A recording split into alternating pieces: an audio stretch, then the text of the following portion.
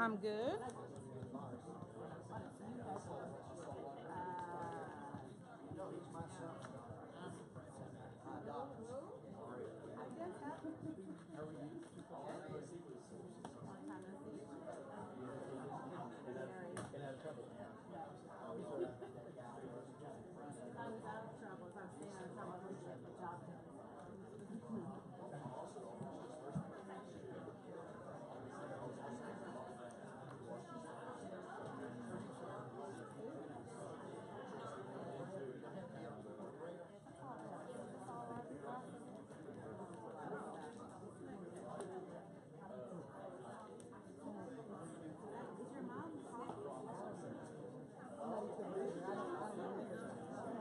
I mean, I've got one too. Sorority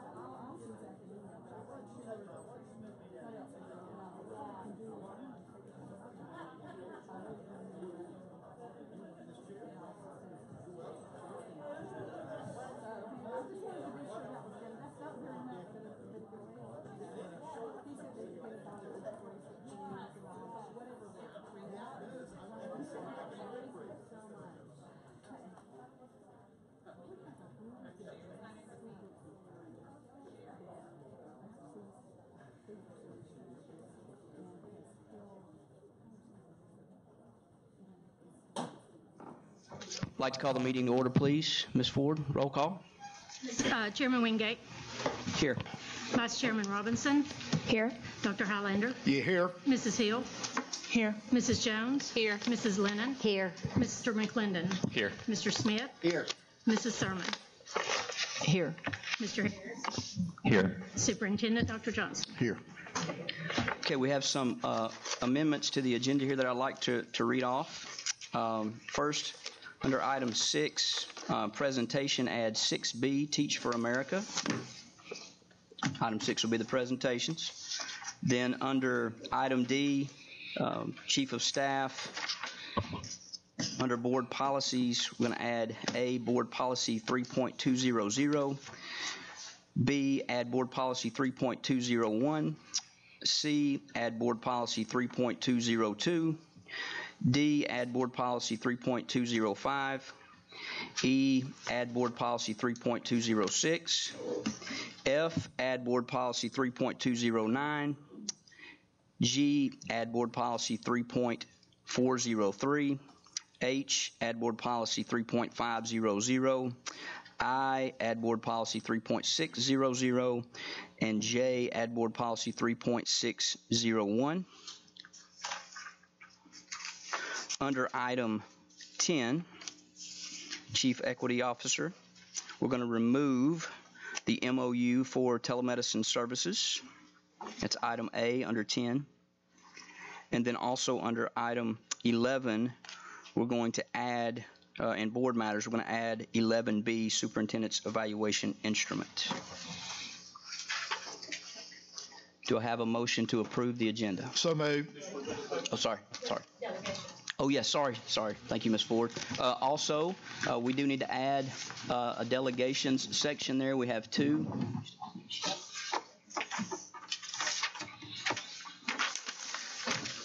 Delegations will happen right after the Exemplars of Excellence. We have Ms. Janice Robertson and Anita Kapperman with the Snack Packs organization, and we also have Ms. Rebecca Cessna, Signal Mountain parent.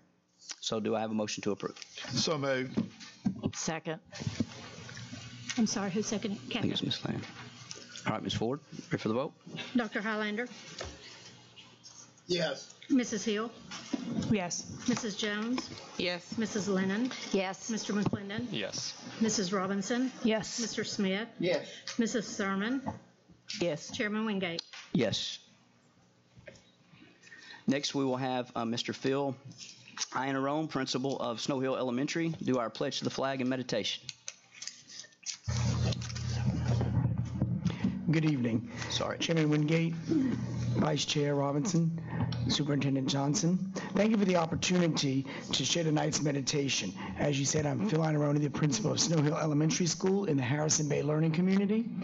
And in our continued effort to motivate our children toward achievement and future readiness, I'd like to share just a brief thought on the infusion of hope we provide as mentors and role models for our children. At Columbia University, John Erskine was considered one of the greatest teachers ever. He was a true Renaissance man, author of 60 books, accomplished concert pianist, head of the Juilliard School of Music, and a popular and witty lecturer. Students flocked to his courses, not because of his fame or his accomplishments, but because his excitement for learning was contagious. He was possessed of a conviction that the world did not belong to him, but belonged to his students. Over and over he would say to them, the best books are yet to be written. The best paintings have yet to be painted. The best governments are yet to be formed. The best is yet to be done by you. Indeed, hundreds of his students have gone into the world as leaders in every aspect of music, as teachers, performers, and political leaders. Many attribute their achievements and dreams to this mentor's reminder that the best is yet to be. Hope, according to Eric Fromm, means to be ready at every moment for that which is not yet born.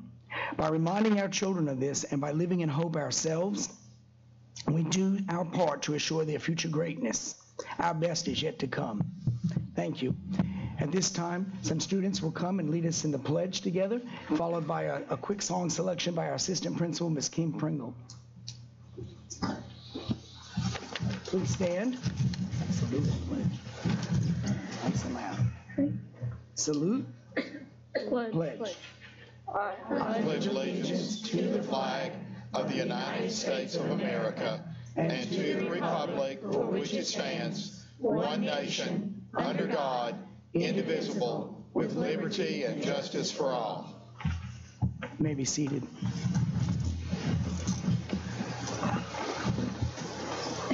I invite you guys to sing with me. We'll be singing America the Beautiful.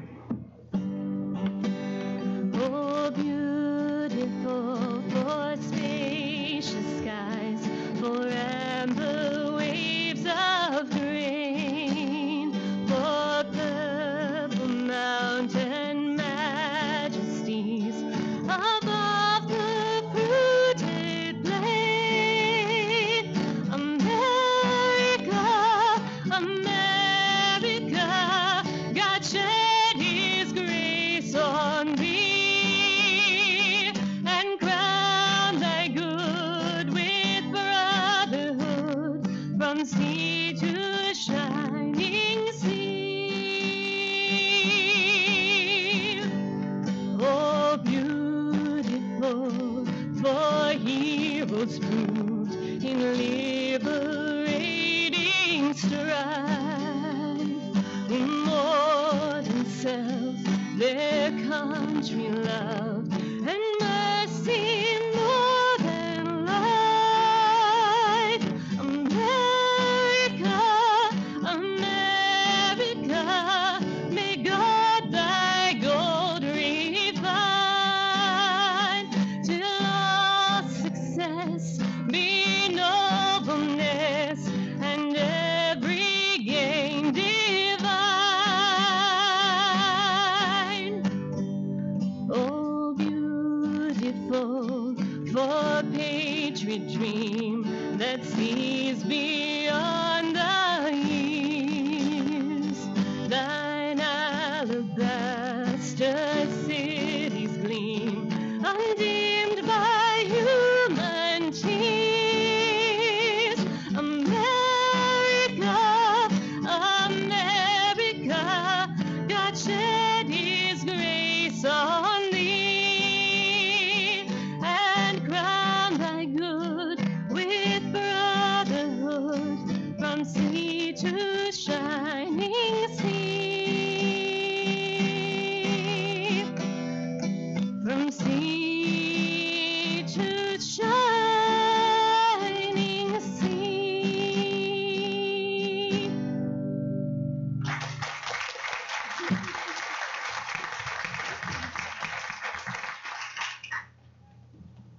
Thank you. Next, we'll recognize our Exemplars of Excellence, Mr. Justin Robertson. Thank you, Chairman Wingate, Dr. Johnson, members of the board. This time, we'd like to recognize 3 schools that earned all level 5s for value added in 2018.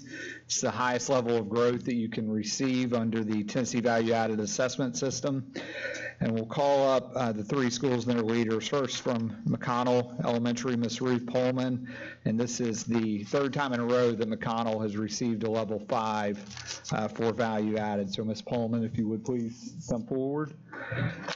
Also from East Ridge Middle School, Miss Angie Cass and Miss Christy Drake, overall level 5. Also in 2017, overall level 5 in a reward school for growth. So Miss Cass and Miss Drake, old and new principal, I guess we'll say. And finally, from Loftus Middle, representing them is Miss Ansley Davis, their instructional coach. Loftus, again, received a level 5, and they were a level 5 across the board also in 2017. So these are pretty amazing goals that they've achieved, and we're extremely proud of these 3 schools and these 3 leaders and the work that they've done. Thank you. Will you all come up and let us shake your hands, please? Can we shake your hands, please? Yeah.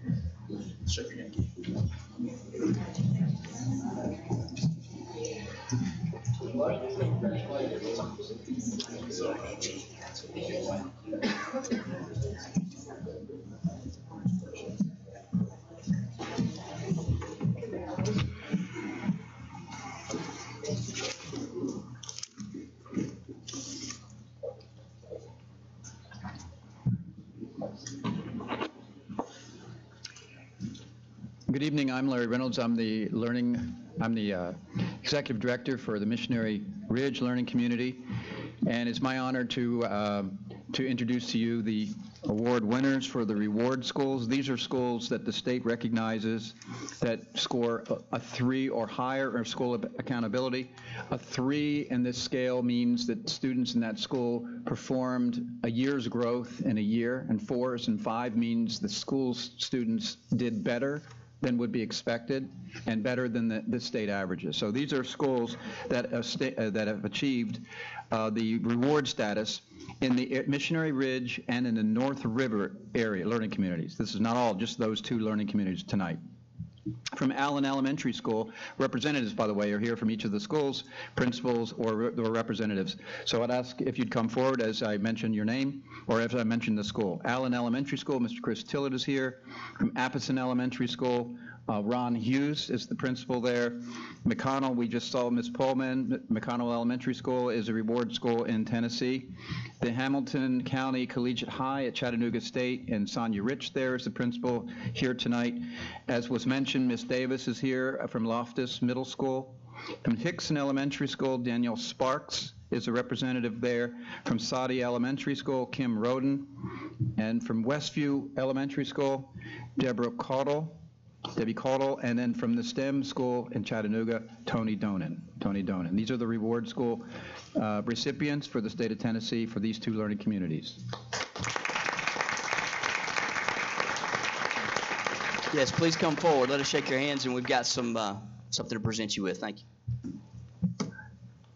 Mr. Tillett, welcome. This is your first time here. Welcome. It scared me when you called my name. First of all, congratulations. Thank you.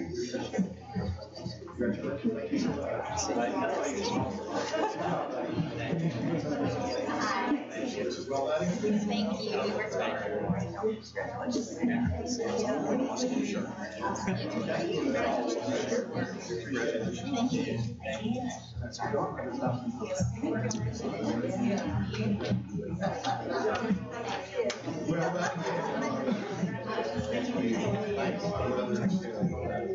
Good job. Thank you. That's it. What's up? under the certificates. Chris, the principal's office. All right.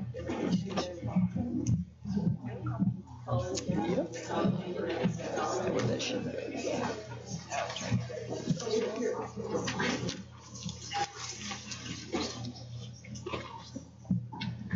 All right, thank you all for all your hard work.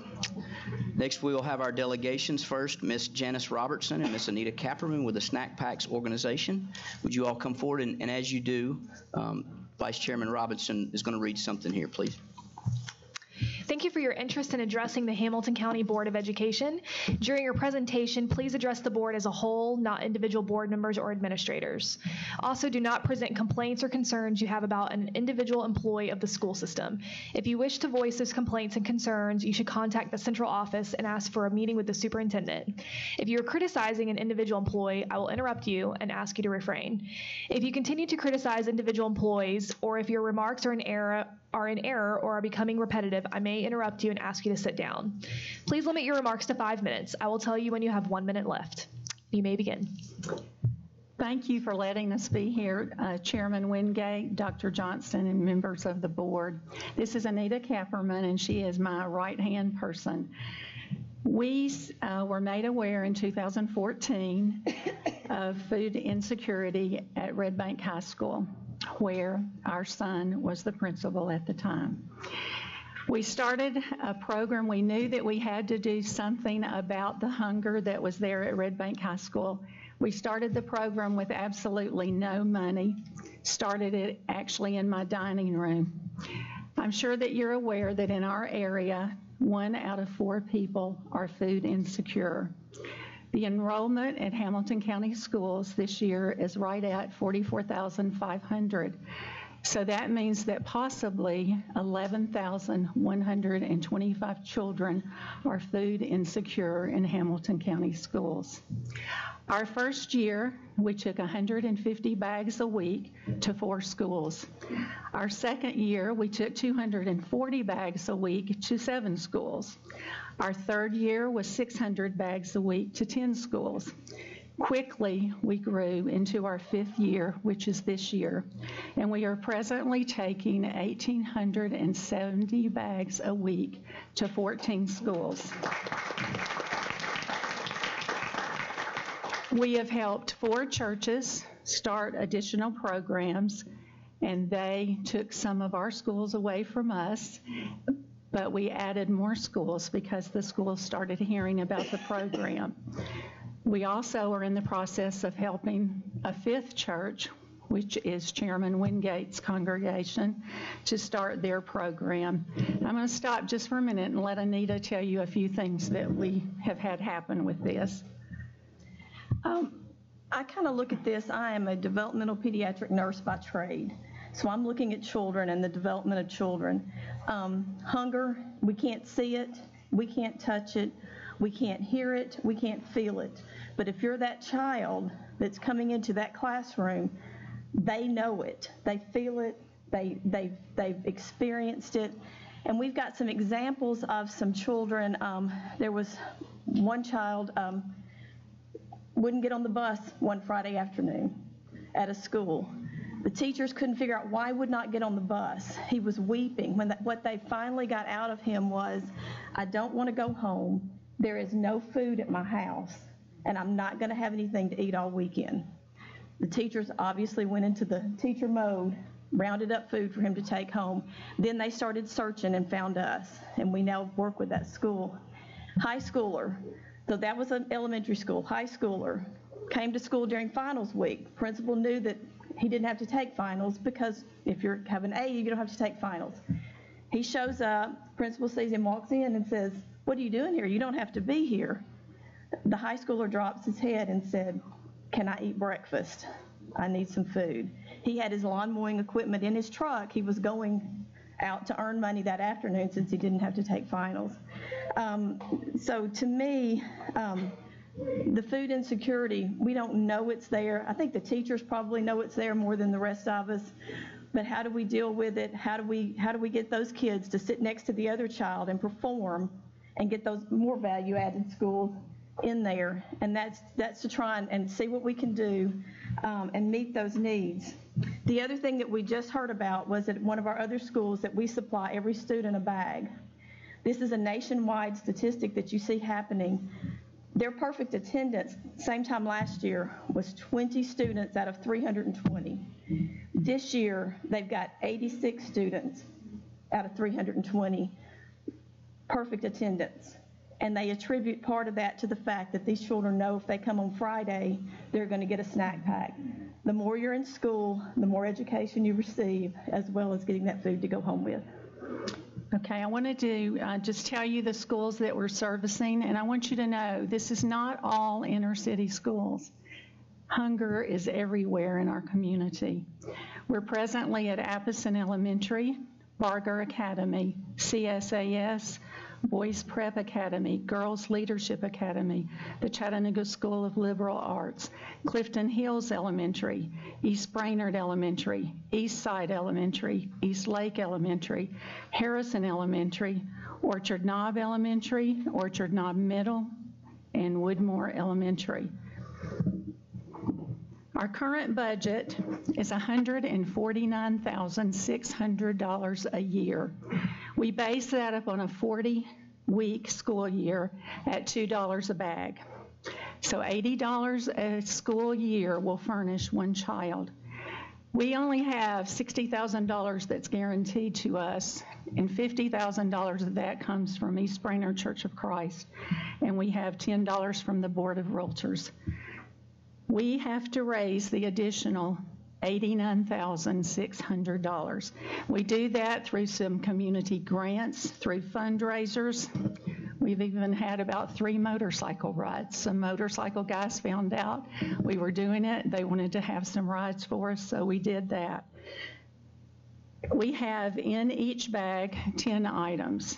4 proteins, 2 fruits, 2 breakfast items, 1 milk, and 1 snack.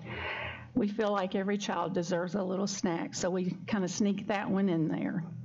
We are an all-volunteer ministry. There is not one person that is paid to do this. We have probably 200 volunteers from the community each month when we pack, probably 150 from our home congregation. We have let the principals and the teachers know that if there is another need besides food, that we will try to help them if we can. But the money that we pull in for this program is strictly for the food. We just finished delivering yesterday 400 coats to 10 of our schools with another program from our church called Warm Coats for Cool Kids. We will also do a Christmas bag for each of our 1,870 students. We invite each of you to come and pack with us. We also ask you that if you know anyone in your district that you think might be willing to talk with us or to start their own program, we will go, we will share with them everything that we have. We have release forms that our principals sign. We have release forms that our parents sign. We have surveys that we do each year. We're amazed at what the children have told us that they can do with a can of, I say, Vienna sausages. But we solicit your help. We solicit your prayers that this program will continue. And I want to thank the people in this room who have been there to pack. Dr. Johnson kind of touched my heart this last packing because I went to thank him for being there. And I told him, I said, I'm sure you've had a long day and a hard day. And he turned around and he looked at me and he said, every one of us in this room have probably had that.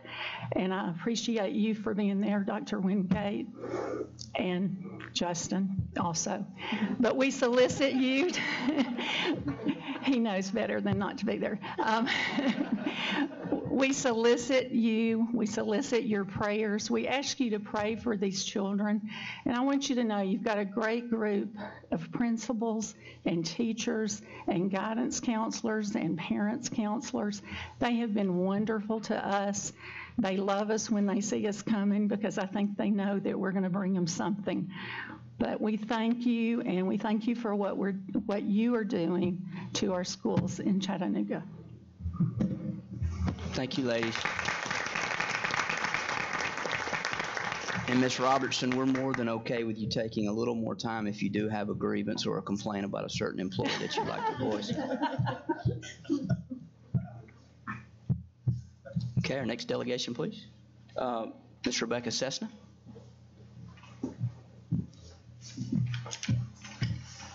I have some handouts for the board.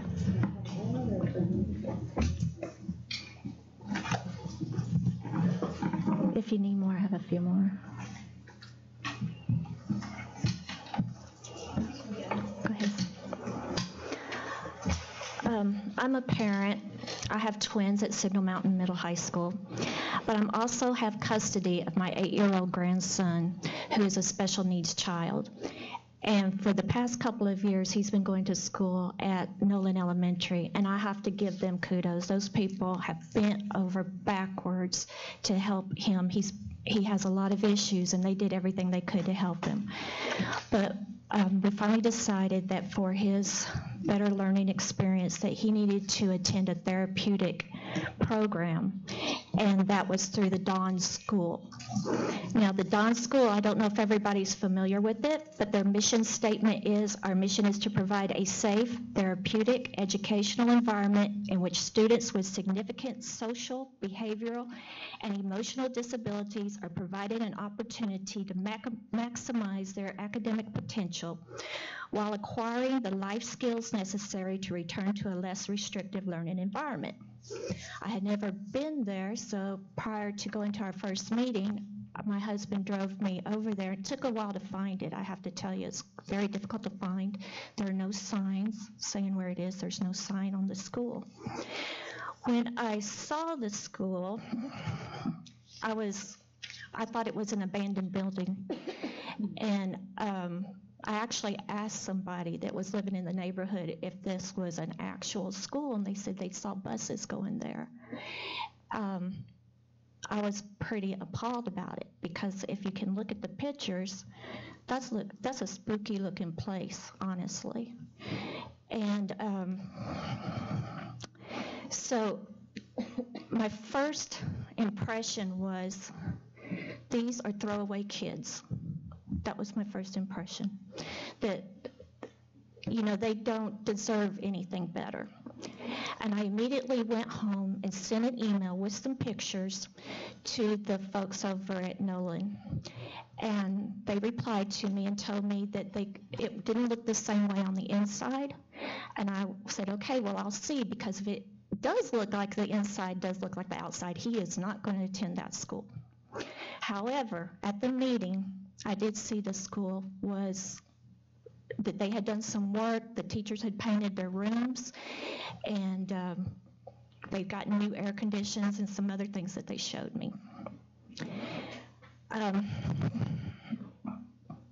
The Dawn School, I did contact Ms. Hill, and she was very graciously called me and talked to me. And the email got to Dr. Bradshaw, and he went with me, or he graciously allowed me to go with him to the campus. And I was very encouraged by the words that he gave to the principal there about making it a priority and doing something about some of the issues there. But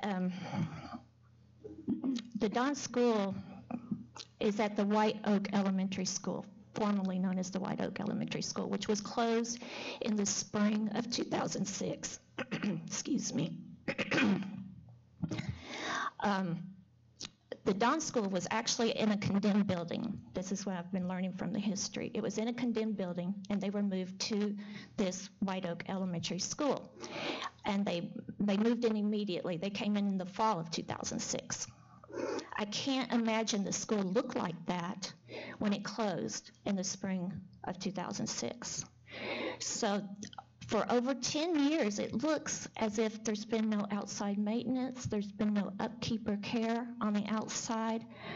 And I realize it's the outside and not the inside, and the money should go for the programs, for the education of the kids. But these children have been through a lot, and they need to go somewhere that is not, that is welcoming, that doesn't cause anxiety by showing up there. Ma'am? Oh, I'm sorry. But anyway, that was because of the goals of the board saying that they want equal opportunities for all the children. And to me, this is segregation. I mean, if you could imagine that children of color went to this Dawn school and all the white kids went to DuPont, which I also have pictures of, you know, they were both built the same year. That would not be fair. That would not be right. And it isn't right now. So that is what I wanted to discuss. And I thank you for your time. I'd like to know how this came about and what we can do about it. And I am very willing to go all out and help paint or whatever it is I need to do. There's no PTA. There's no parent volunteers. You can't see the school from the street. So they've had no advocates. And I just really hated that because nobody has seen it and nobody's been there, that they've let it fall into this shape. So thank you very much for your time. I really appreciate it. Thank you, Ms. Cessna. All right. Next, we will have presentations. Our first here will be on the Future Ready 2023 update. Dr. Johnson. Sure, yes. So Dr. Robinson will update the board on accelerating student achievement, as well as Dr. Drake will give some updates. As you know, we launched our first iteration of benchmarks, and Justin will give an update on that, and Marshall will talk more about closing the opportunity gaps. So we'll turn it over to Justin. Thank you, Dr. Johnson. So I'll take a minute to look at the strategic item number 3, the building rigorous aligned assessments. As you know, last time presented to the board that we adopted a case benchmarking system, and we have now been able to successfully go through the first quarter benchmark. And I wanted to remind the board of why we're doing benchmarks before we kind of get into how the first quarter went. Here are a couple of bullet points of why we're going through the benchmarking process. Up until this point, we've had a blind spot going through the year of knowing where our kids stand. And we're getting to the end and taking 10 ready, not knowing how they're going to perform on those assessments. So this gives us a chance to check the pulse throughout the school year to make sure that we know where kids stand. Also, it gives teachers data and leaders data that hopefully will help them inform their instruction, make some adjustments throughout the year to make sure that we're addressing student needs. As a district, it's helping us look at our curriculum guides, the instructional resources that we're preparing for teachers and schools to adjust those. And then at this point, we're identifying some standards already in the first quarter that our kids just didn't seem to master and didn't perform well on. And so what can we do to provide some remediation for those standards and make sure that kids are prepared? Finally, the strategic use of our assets, of our not just our personnel, but all of our assets to make sure that we're distributing those and dispensing those in a way that will address those standards that we're not meeting and making sure that kids are growing and moving towards mastery. So kind of an update of where we are. This is a bullet again that's in the strategic plan that shows we did adopt a benchmark. We have successfully delivered the first benchmark across all schools. We've been getting in initial data reports. Hopefully in the next couple of days we'll even get individual student reports that we're encouraging schools to share with parents and with their students, and also item analysis and standard analysis reports. On Tuesday, each school sent a person to a training where someone from CASE came and walked us through how to use this data and some ideas on how to better inform our instruction. I want to show you just kind of what we're getting from these benchmarks in terms of what schools are getting, and I've made sure that we're not going to be able to identify any school here, but I just want you to understand a little bit about the reports that schools are getting. So if you see right here, this box is showing, and where I'm pointing is a projected percentage proficient. So basically this third grade ELA in this teacher's class, we're saying projecting about 48% of her kids would be on track or mastered. If you look down here at the bottom, this is across all Hamilton County for third graders. So we're sitting as a district on the first benchmark at about 33.1. That's good, and that's good information for us to share, but want to go a little bit deeper into the data and show you really the important stuff that we think makes a difference. So if you look over here and you can see the ELA strands, what this does is it helps us look specifically at standards for ELA, and you can see on this reading informational text standard that's an area that we're concerned about. 1.7, it's on a 4-point scale, so we were 1.7 out of 4 on that specific strand. I think what's more important is something that we've already identified and are continuing to work on. But if you look at this last column, it's looking at genre. So looking at informational text and nonfiction, really complex text, we're seeing data from this first benchmark that our kids aren't doing as well when they're presented with a text that's informational, nonfiction, right? And so that's something that we're concerned about, and that as a teaching and learning staff we're trying to address with our instructional resources. Schools will get this data, of course. Teachers get it. Helps inform their instruction, and we want to emphasize this is not, we're not even recommending that they use these for grades. We want it to inform instruction. We want to make adjustments as a district and move forward. So if you want to know kind of where we stand in terms of moving forward, I think this slide gives you a good idea of where we stand as a district. So question is, are we improving?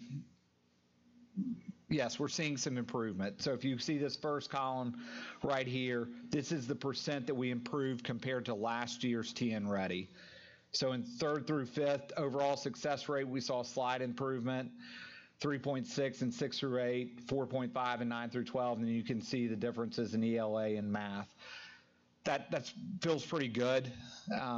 However, the push that we're going to have, and we're going to celebrate with schools this Wednesday when they come in, that's something that they need to be proud of on this first benchmark. What we see in terms of an AMO, though, and that's the target that schools are trying to hit by the end of the year. Ultimately, that's what they're going to get their grade on, is did they hit their AMO? And we see that we're got some work to do, which is expected. It's into the first quarter, but we see that we've got some work to do on 3 through 5 ELA specifically.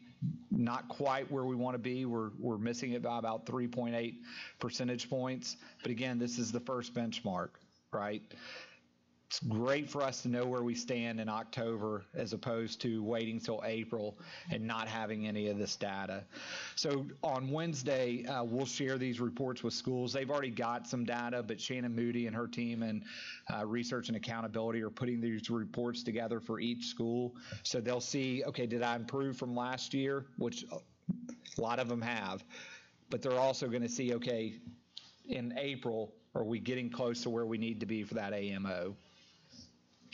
So finally, some next steps. We're going to identify those standards that we know need remediation, and we're going to make sure that our instructional supports are there and delivered to address those standards. We're already facilitating some collaborative discussions between teams, not only at the district level, but at the school level. So we want our 3rd grade ELA teachers sitting around looking at this data together, making some instructional decisions. Also, we're going to make some adjustments for logistics. We heard from some schools there's some things that getting out of this first trial run that we know we can do better. We've got to clear some things up for schools. It went fairly smooth across the district, but we did hit some bumps that we know that we can correct. And so we're having those discussions right now. We're getting some input from not only school leaders, but also testing coordinators that are the ones that really have their hands on that. Finally, we're going to gather some feedback from our teacher advisory groups, and also we've identified some focus groups of teachers that consistently have performed at a high level. We want to make sure that we're getting input from them and making some adjustments as we move forward. Great start to the benchmarks. Schools have done a great job of making sure that they've been delivered, and hopefully we'll do a good job of making some adjustments moving forward. Any questions about benchmarks? You got Kathy. Dr. Holland. Oh, I'm sorry. Ms. Lenny. Then me. Just curious, how are the teachers? Are they feeling overwhelmed? Are they feeling it's too much too fast? Because it's a lot.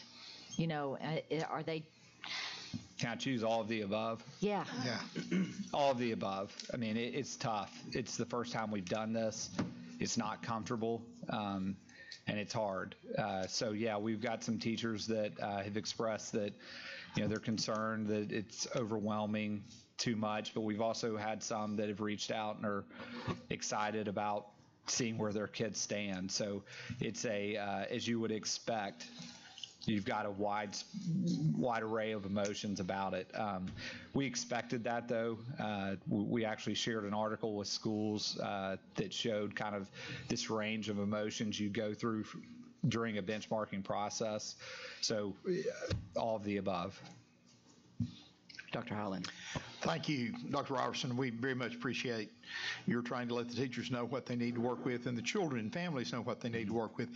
I'm just concerned, are you familiar with how many days we are now testing out of the school year at each grade level, or roughly ballpark? Yes, sir. So we set these benchmarks up so we wouldn't have to change schedules. And we were intentional about that, and we've heard from principals and some teachers about how we can do a better job to ensure that we're not changing schedules. So these were set up so that most of them could have taken place during a regular class block, so that they could go through and not have to adjust the schedule. If you look at a elementary student, my daughter's in 5th grade, she took a math benchmark and an ELA benchmark. Secondary took social studies, science, ELA, and math. The ELA has 2 parts. There's the testing part and then a written part. So the LA at the elementary, you could say that it would take 2 30-minute sessions, and the math about the same. And then as you go up to high school, you would see the difference there. So, and again, I want to separate in our minds, thinking of benchmarking as testing. It is a test, but it's to help us inform our instruction. This isn't an end of course done deal, but it is, you're right, it is time consuming, but we've never known where our kids stand. And as a board, you've challenged us to get to 50% by 2023, 3rd grade reading. Now in October 2018, I can tell you where our kids stand, where a year ago I couldn't have told you that. I think you're doing great on this, and I appreciate that. I just hope that we'll continue to be concerned with saving as much teaching time as possible. Yes, sir. Thank you. Any other questions? Thank you, Mr. Robertson. Our next presentation will be by Teach for America. Oh, I'm sorry. Oh, sorry.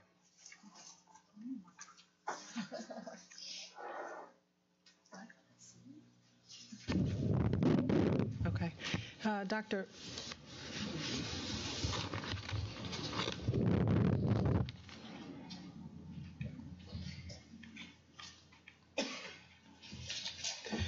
Robertson spoke to us about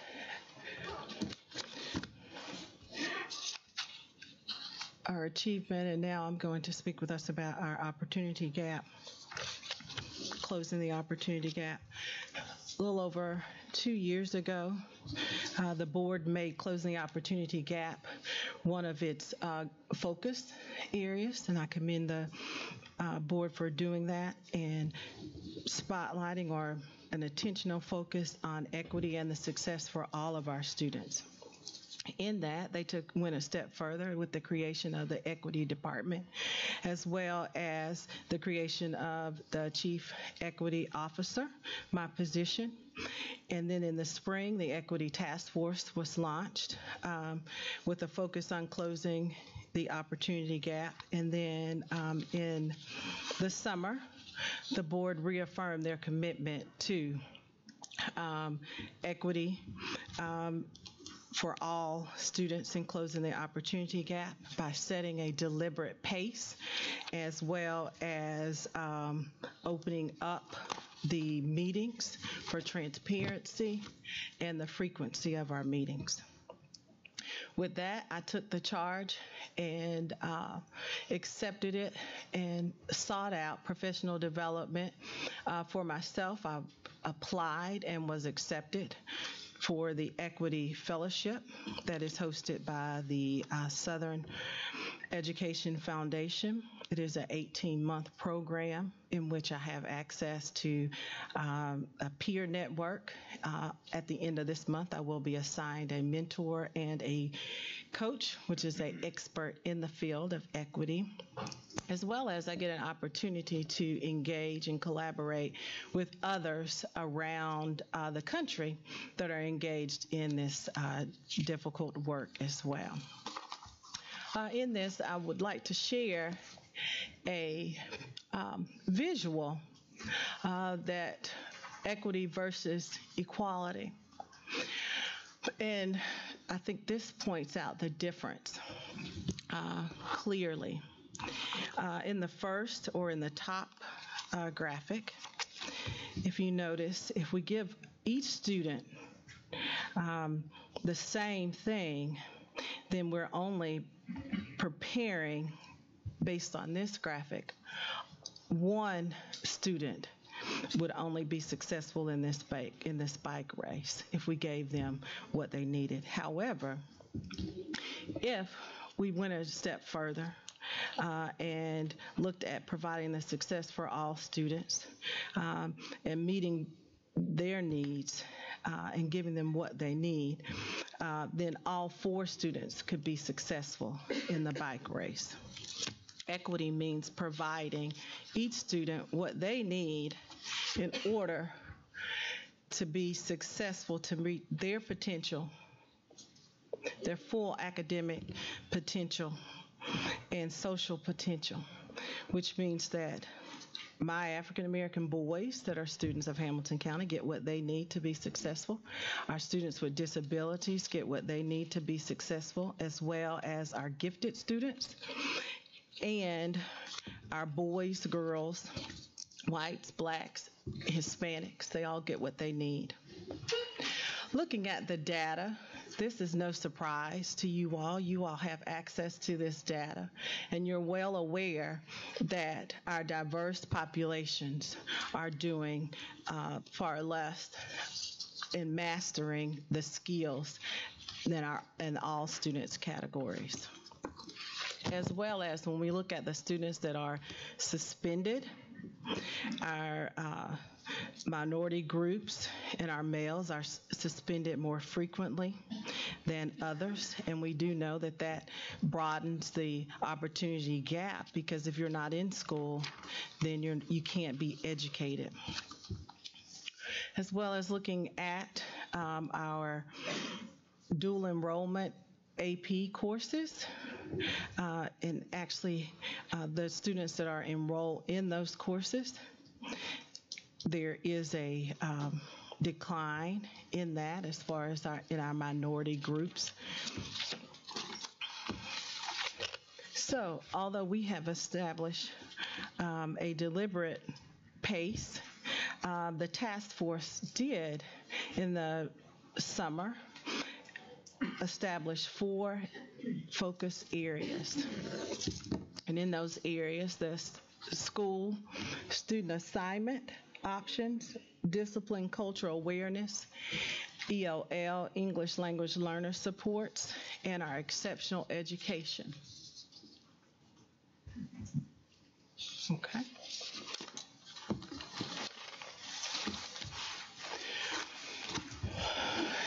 And our progress in those areas, we have continued to work in the equity department on those focused areas. In our student assignment options, expanding our open enrollment schools with the Future Ready Institutes,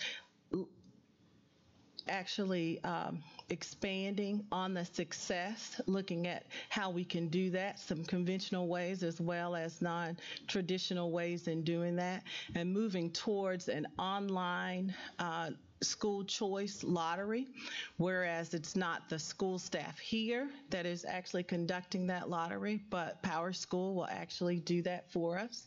And we have started that process.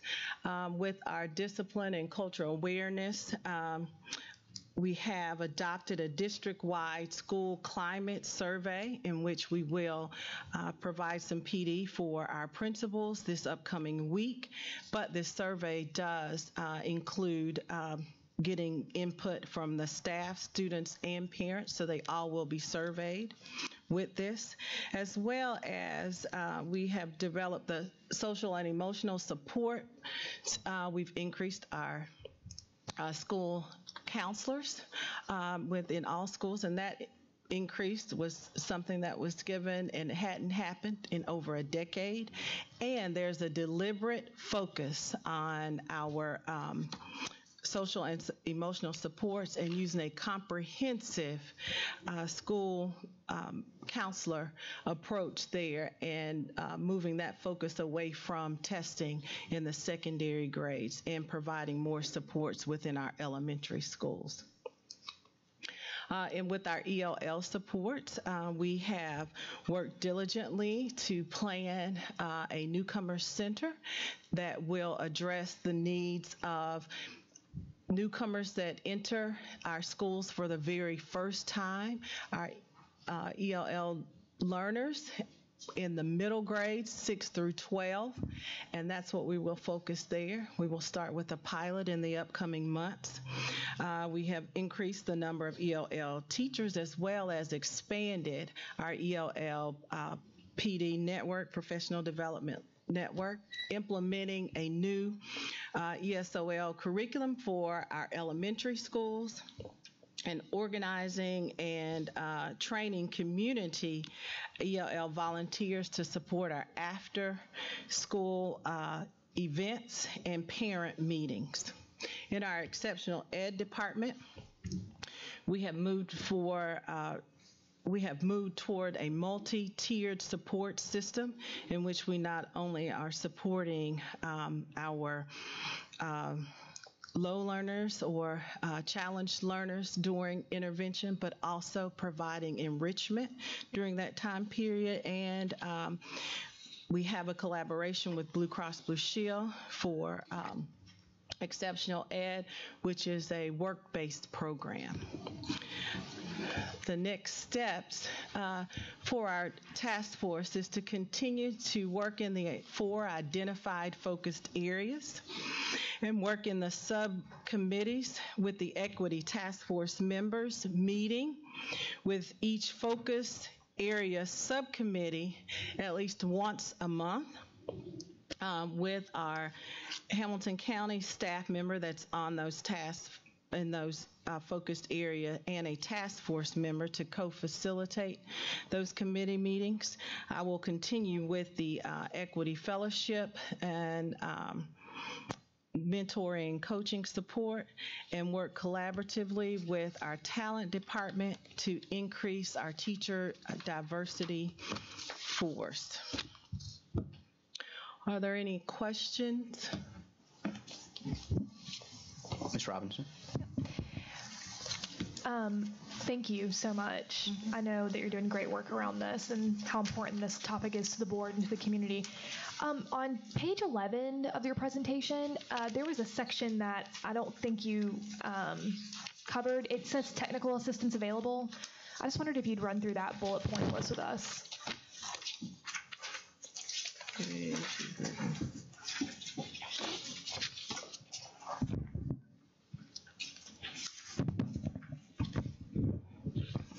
Okay, for involved in the fellowship that I am actually attending, I guess in the fellowship, like I will go at the end of this month, and each area when we go is a focus. So I've only had I've attended the first time we did it in July, and then we have in the end of October, November.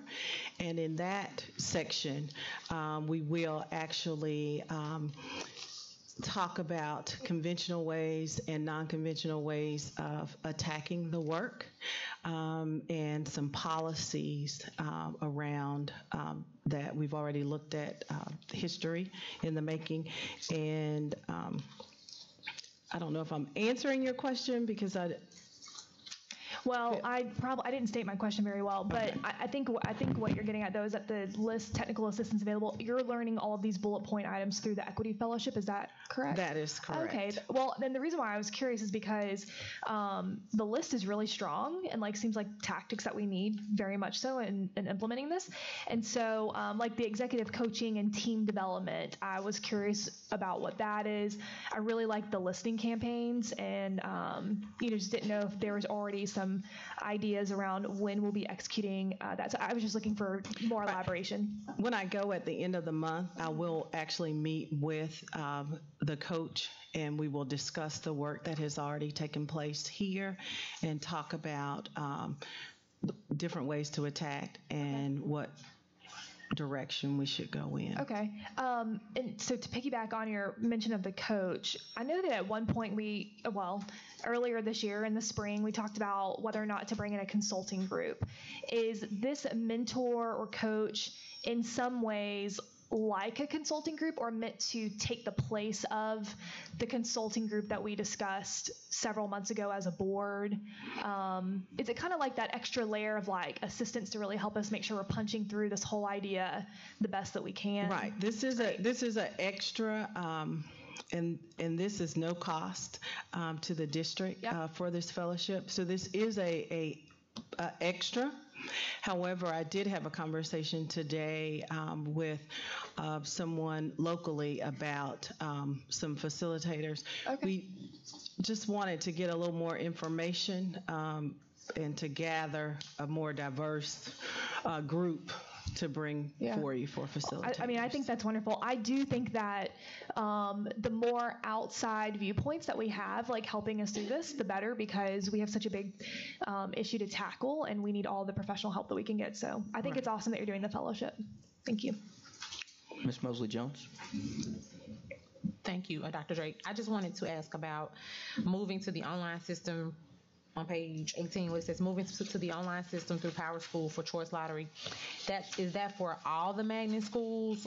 Because I know now our current process is that we have 2 magnet schools that do their own thing, and then you have the others that fall under the lottery, where you watch it on they watch it, the parents watch them draw their numbers and so forth. So if we move to this, what's the expected, start date for that, and what does that process look like for getting it out to the community?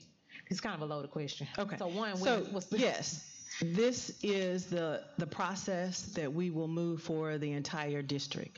So this year we will, as we have in the past, we will conduct 2 lotteries.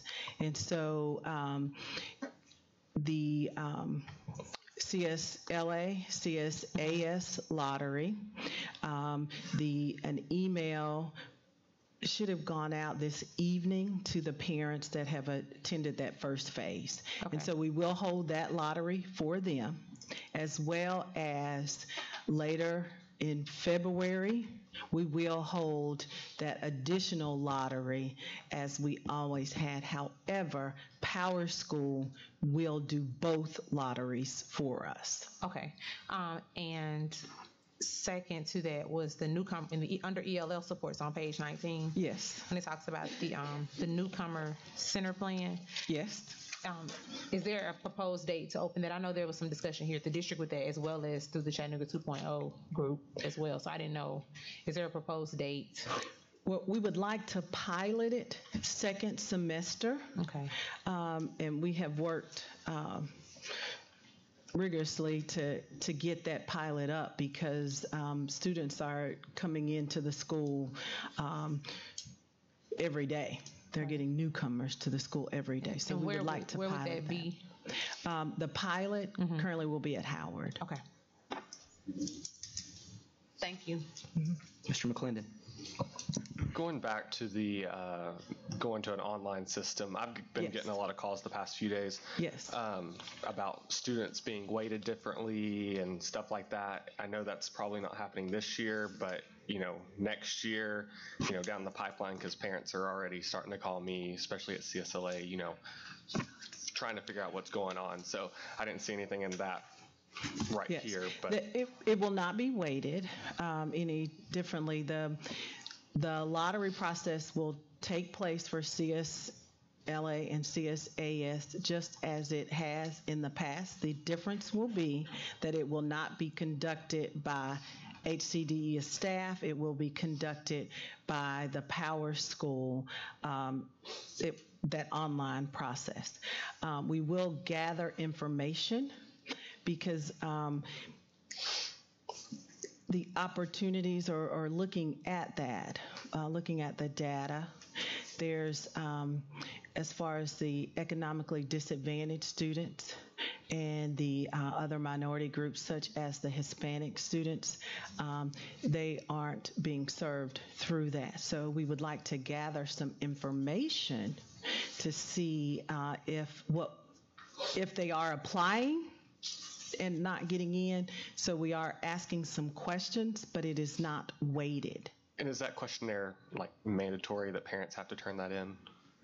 It's I've had some concerns about people putting their income and stuff on it.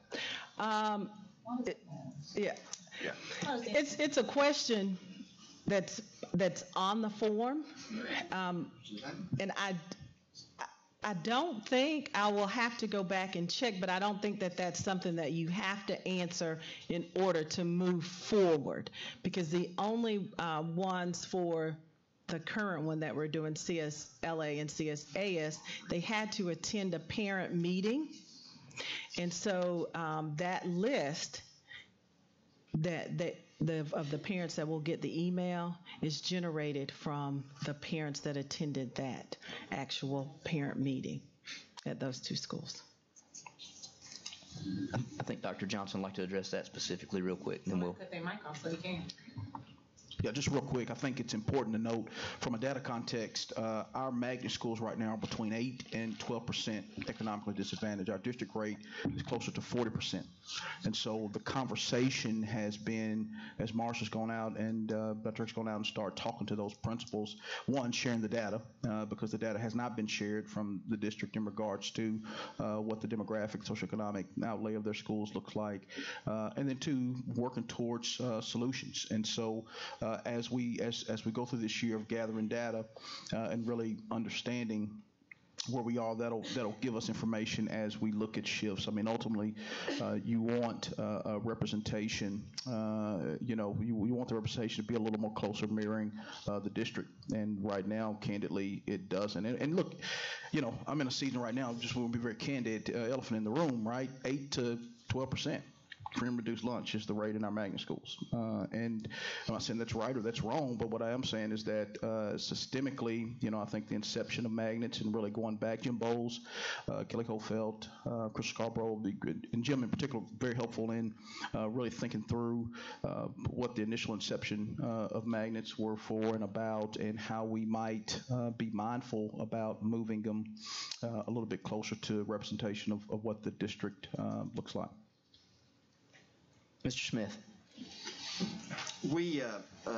You spoke to this a little bit, but I recall back several months ago that we discussed about having those meetings where they would be open. Yes. Have you guys been meeting? Because I haven't heard anything about any meetings. No, we have not. We will begin the meetings in November within the subgroup areas, and you all will be provided a schedule of the meetings and the updates. Perfect. Just one other comment, not a question, but and maybe this is a Blake Freeman question. I'm just curious as to how many of our future ready institutes, those kids are coming from outside the zone. That's a question. Mm-hmm. And I know that we're not transporting them to the future readies, but we're transporting to the magnet schools. I got a problem with that. I really don't think we ought to be doing either one, but if we're going to do one, we got to do them both, I would think. So I hope that you guys are taking a look at that. That will be something that we look at, but I think Mr. Smith, that last time we got an update on Future Ready was approximately 80 students had made a decision to go to a school that was not their zone school, and you're right, we're not providing transportation. And how many students withdrew? Didn't we have a number of students decide to not go to the Future Ready Institutes out of their zone because they could not get there? And there's some qualitative data on that we don't have anything hard. Okay. I mean, just through conversations that we had with At some point, people. someone did give a number on that. That was either in a meeting setting or Blake it was may in here, have that, but I don't someone know gave that it's that a hard number. I just think it's important that we remember that number. Right. Ms. Lennon. Excellent. Thank you so much for all the information, all the work that you're doing. Again, I'd like to kind of piggyback on what Tiffany asked about our discussion a couple of months ago about possibly having somebody from the outside, if we had the funding, looking at it. That's a lot of work you're doing. I don't know how, to me, it seems like so much for one person for a district our size to be able to look at all the needs that we possibly need. And it seems to me it might be beneficial for the board to have somebody from the outside come in and say, this is, we really need to focus on this first. How do we know what it is that we need to look at first? Where do we start? This is, you're one person.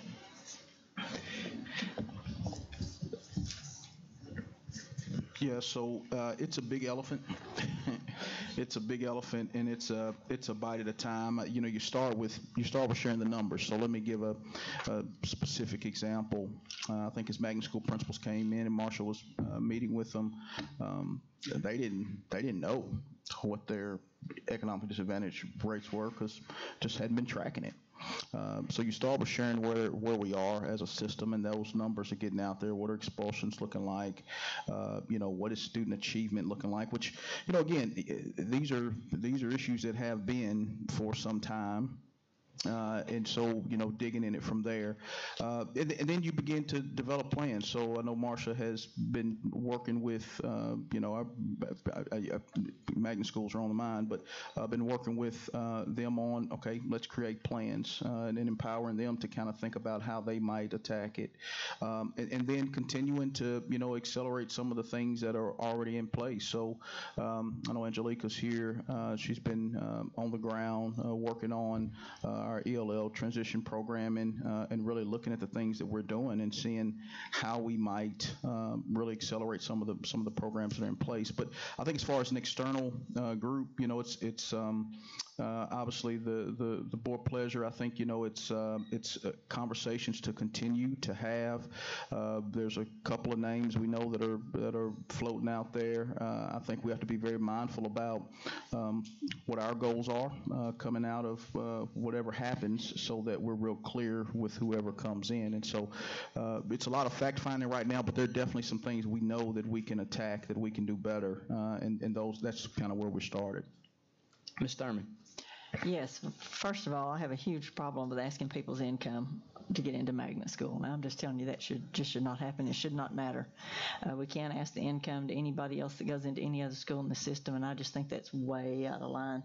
That might answer a lot of questions for me, though, if that has been going on for some time. From what I see in some of the magnet schools is why we have 8% free and reduced lunch. If we have been looking at the incomes of parents, that is wrong. That is just totally wrong. And another one, this expanded open enrollment schools. How many more schools are we going to decide that we're going to let kids go to if the administration decides, instead of letting the parents decide? How many more are on track this next year? Are you wanting more, Rhonda? I want them all. Well, I think I want them all. I'm tired of the administration telling us what they want. I like for the parents to be able to decide if their kids go to school. But when it says expanded open enrollment schools, I wonder which ones you've decided to do. How many more this next year? So I think that's the conversation that we can have as we retreat and different things. Obviously, one thing I'll share is that you obviously start by looking at capacity, of the school. But I think those are all the conversations that we need to have and really look at, if a school has the space in place. I'll use a prime example. Rivermont, over the past couple of years, has been a place where, candidly, they really can't take anymore. What we found over the last couple of years, because they've done a really good job of going out, and parents have kind of chosen to go that route. So those are all the conversations we need to have. Just one point of clarification around and we've got to look at the framing of the question, but one conversation around the income rate. It's not to see how much they make. It's more about making sure that we are really intentional about providing those opportunities to students that are below the threshold. And so what we see in the numbers is that the students that are economic disadvantaged aren't accessing the magnet schools at the rate that you think that you ideally see. So those are all the conversations that Marcia's having with those principals and trying to determine plans to how we can increase that number. Now, I appreciate your attempt to clarify that, but my blonde don't go all the way to the roots, so I understand what's going on here. But anyway, I do appreciate your attempt, but thank you. Ms. Robinson. Actually, Rhonda answered my question. Ms. Mosley-Jones. So I just want to share this personal experience with this. Everybody knows I'm a proud CSAS patriot. The year started elementary school was 89, somewhere around there. I'm telling my age now. But I was in the second grade, and I was provided an opportunity that I would not have gotten in my zone school, so which at the time would have been Avondale Elementary School, which is now Avondale Head Start. I always tell my story. The year before that, I went to a school out of zone, lived with my aunt because I couldn't stay at home because my school wasn't a good school. And I did get on the bus every day in front of Avondale, along with students from, at that time, Phoenix 1, Phoenix 2, and Phoenix 3. And we went to City High, which is now Normal Park, and CCA. That was an opportunity that was provided for me. My mom worked at Sam's for 23 years. Everybody clearly knows her income. So I think when people mention that about asking for income, if we really want to talk about and be honest with ourselves and what we're trying to do and the work we're trying to do with this department, with this task force, then in asking someone's salary, it's not about saying, oh, we want you because you will be able to do what we've heard some magnet schools have done. Let's just be honest about it. But it's about saying that when I went to CSAS and when Jenny was at CSAS and several others in here, it was about showing that the school could be an example or a mirror of Chattanooga and Hamilton County at that time. And throughout the years, what has happened is our magnet schools, and preferably those that are our preferred magnet schools, no longer do that. Let's just be honest about it. And so I think in having to start this new process, the goal is to socioeconomically make the schools more equitable. And so, I personally, although I love my alma mater, it's like a private public school. Sorry, but it is. And so that school and Normal Park, there's a lot of them that are private public schools. And meanwhile, our other schools are falling by the wayside. And so I think in efforts to be true to ourselves and the work that we say we want to do, that it may be uncomfortable for Caritza now with 2 degrees to put her salary down if she wanted her kid to go to CSAS. But it's not uncomfortable, if I really want to be honest with myself, to send my kid to my zone school, which is Hillcrest. But it's not uncomfortable for my mom, 2018, to put her salary down and get her daughter an opportunity. So I think we have to be honest with ourselves. And if we really want to do this work, then we're going to make some people uncomfortable who've been comfortable for a long time to make some people who have been uncomfortable for a long time a little more comfortable. And it just is what it is. I see what Rhonda's saying, because there are schools that have done that, Rhonda, we know that. But I do understand the goal. I get that. And I think for me, if I'm uncomfortable with it, then I know I probably should be sending my kid to Hillcrest anyway to help their socioeconomic status. Sorry. Ms. Hill. Thank you, Caritza, for that. It is true that to get to a place where every child in Hamilton County truly has an opportunity to get an excellent education, things are going to have to change. That doesn't mean that children who are already receiving an excellent education are going to see their education become less fantastic. What we want to see is more kids have better opportunities, and every child deserves nothing less than the best that we can give them. So if it means that the classroom demographics are going to change at every school across Hamilton County, then so be it. All right, is that it for 2023? All right. Our next presentation then, Teach for America.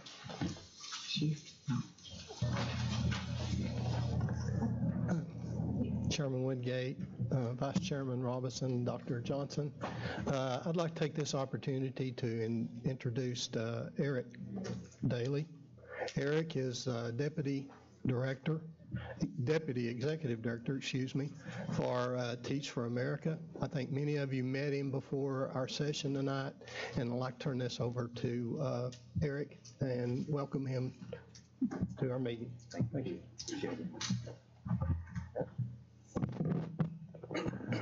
Good evening to Chairman Wingate, Dr. Johnson, to the board. Thank you so much for having me. I feel at home. I'm a new Chattanoogan from Little Rock, Arkansas, but the theme tonight I think is very clear.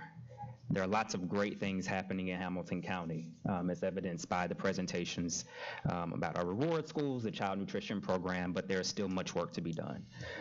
And I think Dr. Drake and Dr. Robertson presented timely information around benchmarks, around equity, and Teach for America is certainly a partner in that work. And so I thought what I'd do tonight, first, quickly give headlines about Teach for America, and then there are two graphs that I want to present to the board as a matter of building our shared knowledge about the work of Teach for America and the anticipated work of Teach for America throughout the state of Tennessee. So very quickly, high level, Teach for America, of course, began about 30 years ago, a national education organization, all focused on one mission.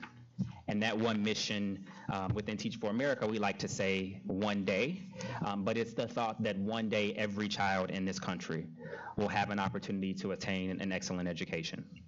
That demography, finances, race will not predict the outcomes for any child. As an Arkansan, a former teacher, a former principal, I know firsthand and very personally that a good teacher, a really good teacher, can change the trajectory of a student's life. And so Teach for America began 30 years ago, and we believe in this theory of change, that if we find really good people, really promising people, talented people who commit to teaching for 2 years in under-resourced, underserved classrooms, that we can begin to create a system and a network of change agents to close the equity gap.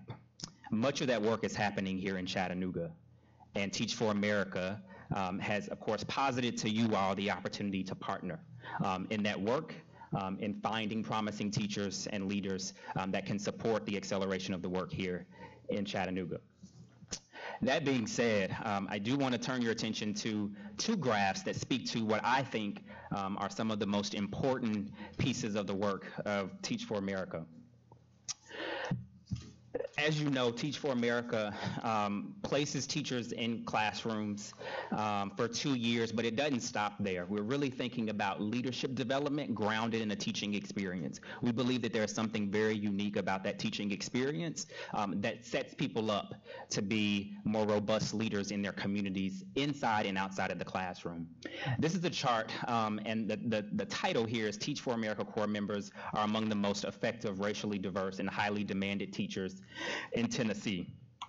What you'll note is that there are 3 circles in a greenish color. You'll see them here: Teach for America Memphis, Lipscomb, and then Teach for America Nashville. Those 3 groups of teachers are the top 3 rated programs in the entire state of Tennessee. on 3 measures.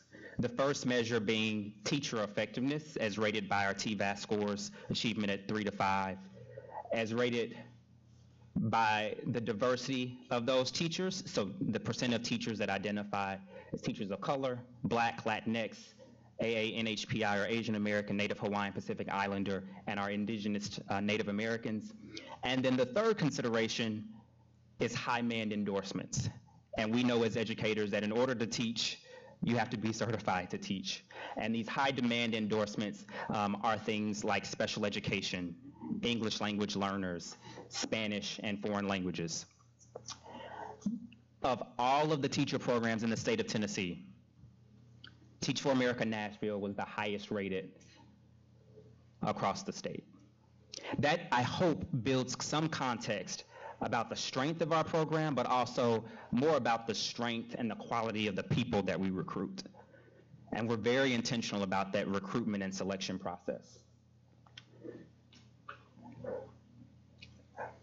The second chart that I want to draw your attention to is one that is more specifically about the impact of those teachers. So we know that Teach for America teachers are pretty diverse. We know that they are rated as some of the most effective as rated by TVAS, and we also know that they come highly endorsed. But they also have an output on the students and the schools that they serve. And so there are 6 cuts that you'll see here for teachers at Teach for America, and then teachers throughout the state of Tennessee. The first is, of course, all teachers in Tennessee, and then the second is Teach for America. I want to call your attention to just 2. The first being teacher effectiveness, and we talked a little bit about that earlier, but as compared to all Tennessee teachers, Teach for America teachers have a net increase of about 1.7 in terms of their effectiveness, as of course rated by TVAS. That simply says that students in Teach for America classrooms are getting some of the very best instruction on a daily basis because of the teachers we place in front of them and because of the ongoing support that we provide them. The second one that I'd like to call your attention to is this one here, right below the first one, which is teacher retention, and it's the percent of teachers teaching 2 years. So there are lots of teacher prep programs, but there are very few that actually require that teachers commit to a time-bound commitment. And for Teach for America, that is 2 years, and we believe that that 2-year experience can certainly change the trajectory of a professional's life. And you'll notice here that 91% of our teachers are retained in the classroom for at least 2 years, as compared to all other Tennessee teachers, which is lower than 70%. So what we'd like to say is that teachers who are a part of Teach for America are not only coming to us as some of the strongest, but are also being prepared to have strong outcomes for students, and they stay in the classroom with those students. Teach for America, of course, has positioned to Hamilton County an opportunity to partner. We believe strongly that Teach for America can be an accelerator for the work that you all are doing. And in listening to some of the presentations before, we know that good instruction, we know that closing the opportunity gap or equity gap rests on having a really strong teacher in the classroom. And so for 30 years, Teach for America has championed that work in over 50 regions across the country.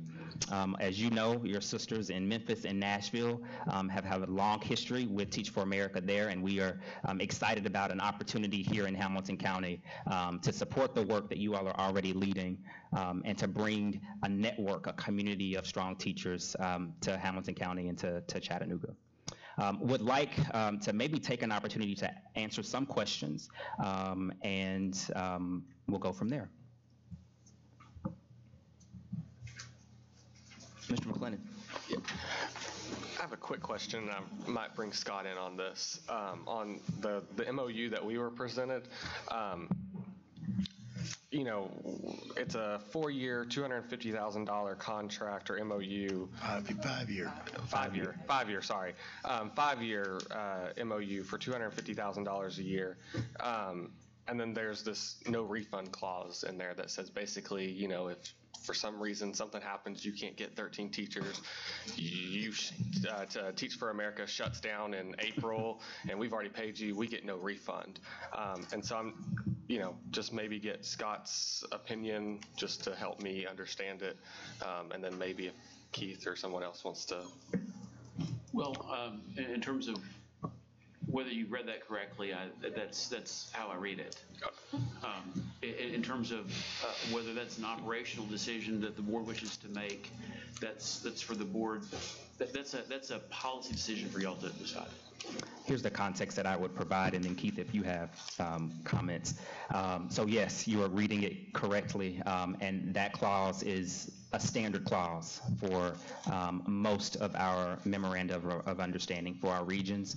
What I'll say to you is this: we've committed, as laid out in the PSA, to bring 15 teachers to Chattanooga, the intent to bring 15 teachers to Chattanooga.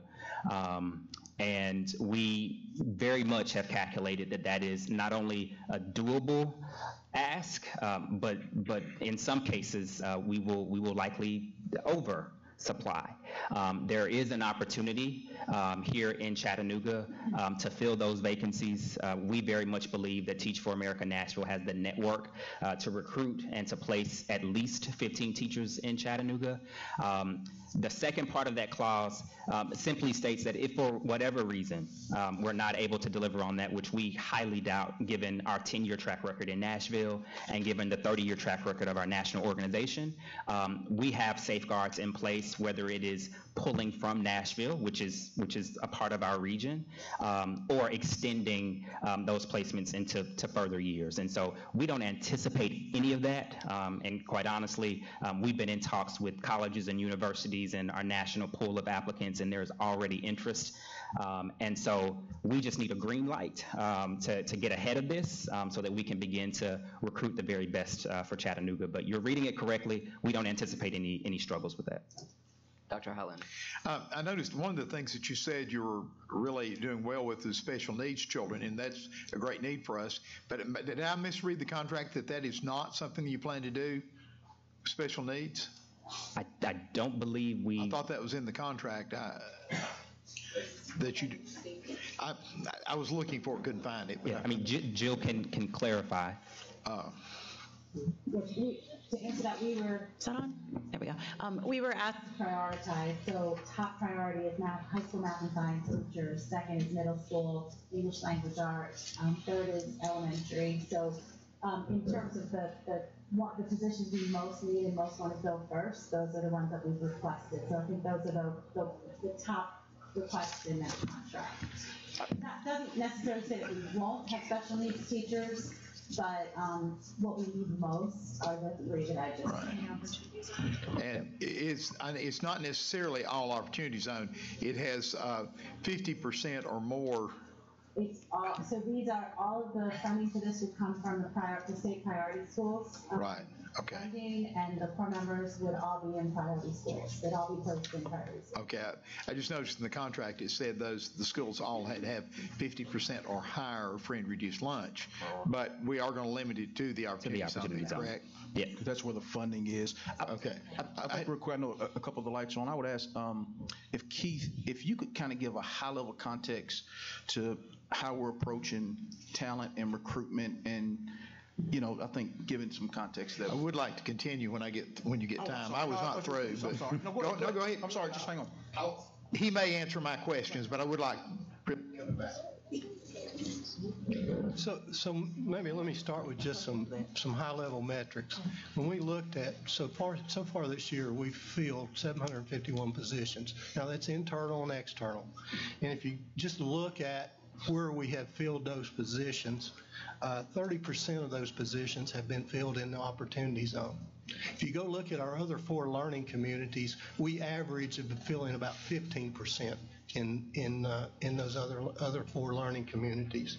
If you look at our number of external hires, 30% of the external hires that are in the opportunity zone. So that's a significant more number of external hires that we had to bring into the opportunity zone. And then look at our retention of first-year teachers. It's our average last year was 26%. Our total number was 26%, or really a 74% retention. We lost 26 through attrition, and in the opportunity zone, it's 39%. So that's just kind of some of the metrics to look at. So what that really says, it's kind of hard to staff and retain in the opportunity zone.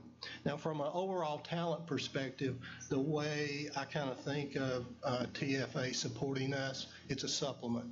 And, I think you all know that I've been in human resources now for about 30 years and in leadership positions for about 20.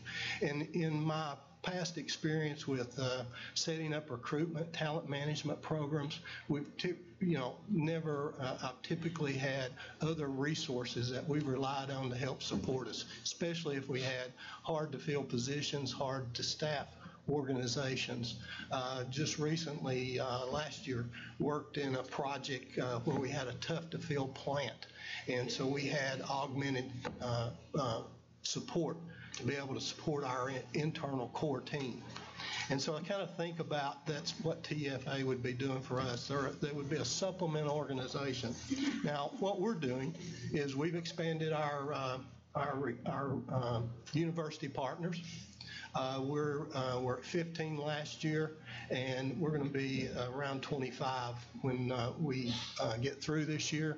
We've been out this week spent an evening in Lee. We're at Auburn and Dalton State this week, and we've got other events planned through the rest of the year. We're out every week at universities. We're beefing up our experienced teacher recruiting. Last year, we hired from 26 different states, but we're going to really beef up and work our experienced teachers from our experienced teacher recruitment from a regional basis. Finally, or not finally, but we're looking at, setting up our hiring timelines a little bit different, early starts, early contracts, early offers, expanding our use of social media, recruitment fairs. We've got 2 scheduled this year. We've changed the timeline on those so that they're starting earlier. So we got an opportunity to snag that talent before some of these other districts. Of course, we continue to work with Project Inspire. We're doing tours for the schools and to really show what opportunities exist in Hamilton County. And then, of course, through great teachers and great leaders, we've got Chattanooga 2.0. We've got a teacher fellows that we're working with Lee College and UTC on. So that's just a kind of a summary of some of the activities.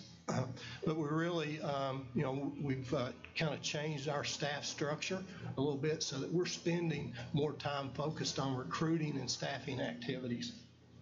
I'd say from a second point I'd like to make about TFA is last year, if you kind of look at the diversity of our teaching staff, we didn't move it last year. And we kind of look from 2016, 2017 to 2017 and 2018 staff into this year, we don't really make much movement. So we've got work to do. This will be an opportunity for them to help us. And secondly, I think one of the other issues that we'll see is, and I've seen this as we've recruited and as I've recruited in other industries, when you start to bring other people into the organization, I think we'll have a great opportunity to attract some TFA alumni into the Chattanooga area. And we have TFA alumni currently working here. A good example, Justin mentioned Shannon Moody, TFA alumni. So we think this is a good opportunity to help us supplement the work that we're already doing. Dr. Highlander, you. Yep, thank you. I had 2 or 3 questions, and I've got a relative that's doing this in New Orleans, so I appreciate what you're doing. I'm not trying to be negative, just trying to get some things straight. One is the licensure. Under whom will the licensure for Chattanooga teachers under Teach for America go through? Yep, so we'll partner with Lipscomb University for certification. We're not going to consider our local universities? I'm sorry? we wouldn't consider UTC or Lee or anyone local?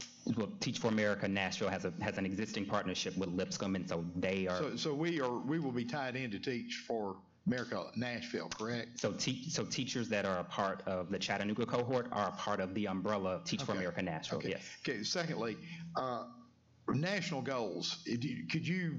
I've looked on websites and looked at national goals. Could you kind of hit them real quickly? Do you know? Have them at the tip of your fingers, or? I'm sorry. Did you say national goals? National goals for Teach for America. There are quite a few. Quite a few. There are. Yep. So currently some I like, some I don't. Okay. So currently we have about 7,000 first and second year teachers in classrooms. About half of them are core members of color. One of our goals is that we bring in a diverse pool of teachers that are teaching in the classroom. We also have about 60,000 core members and alumni that make up the Teach for America network that are spanning industry across the country. So some of them are in law.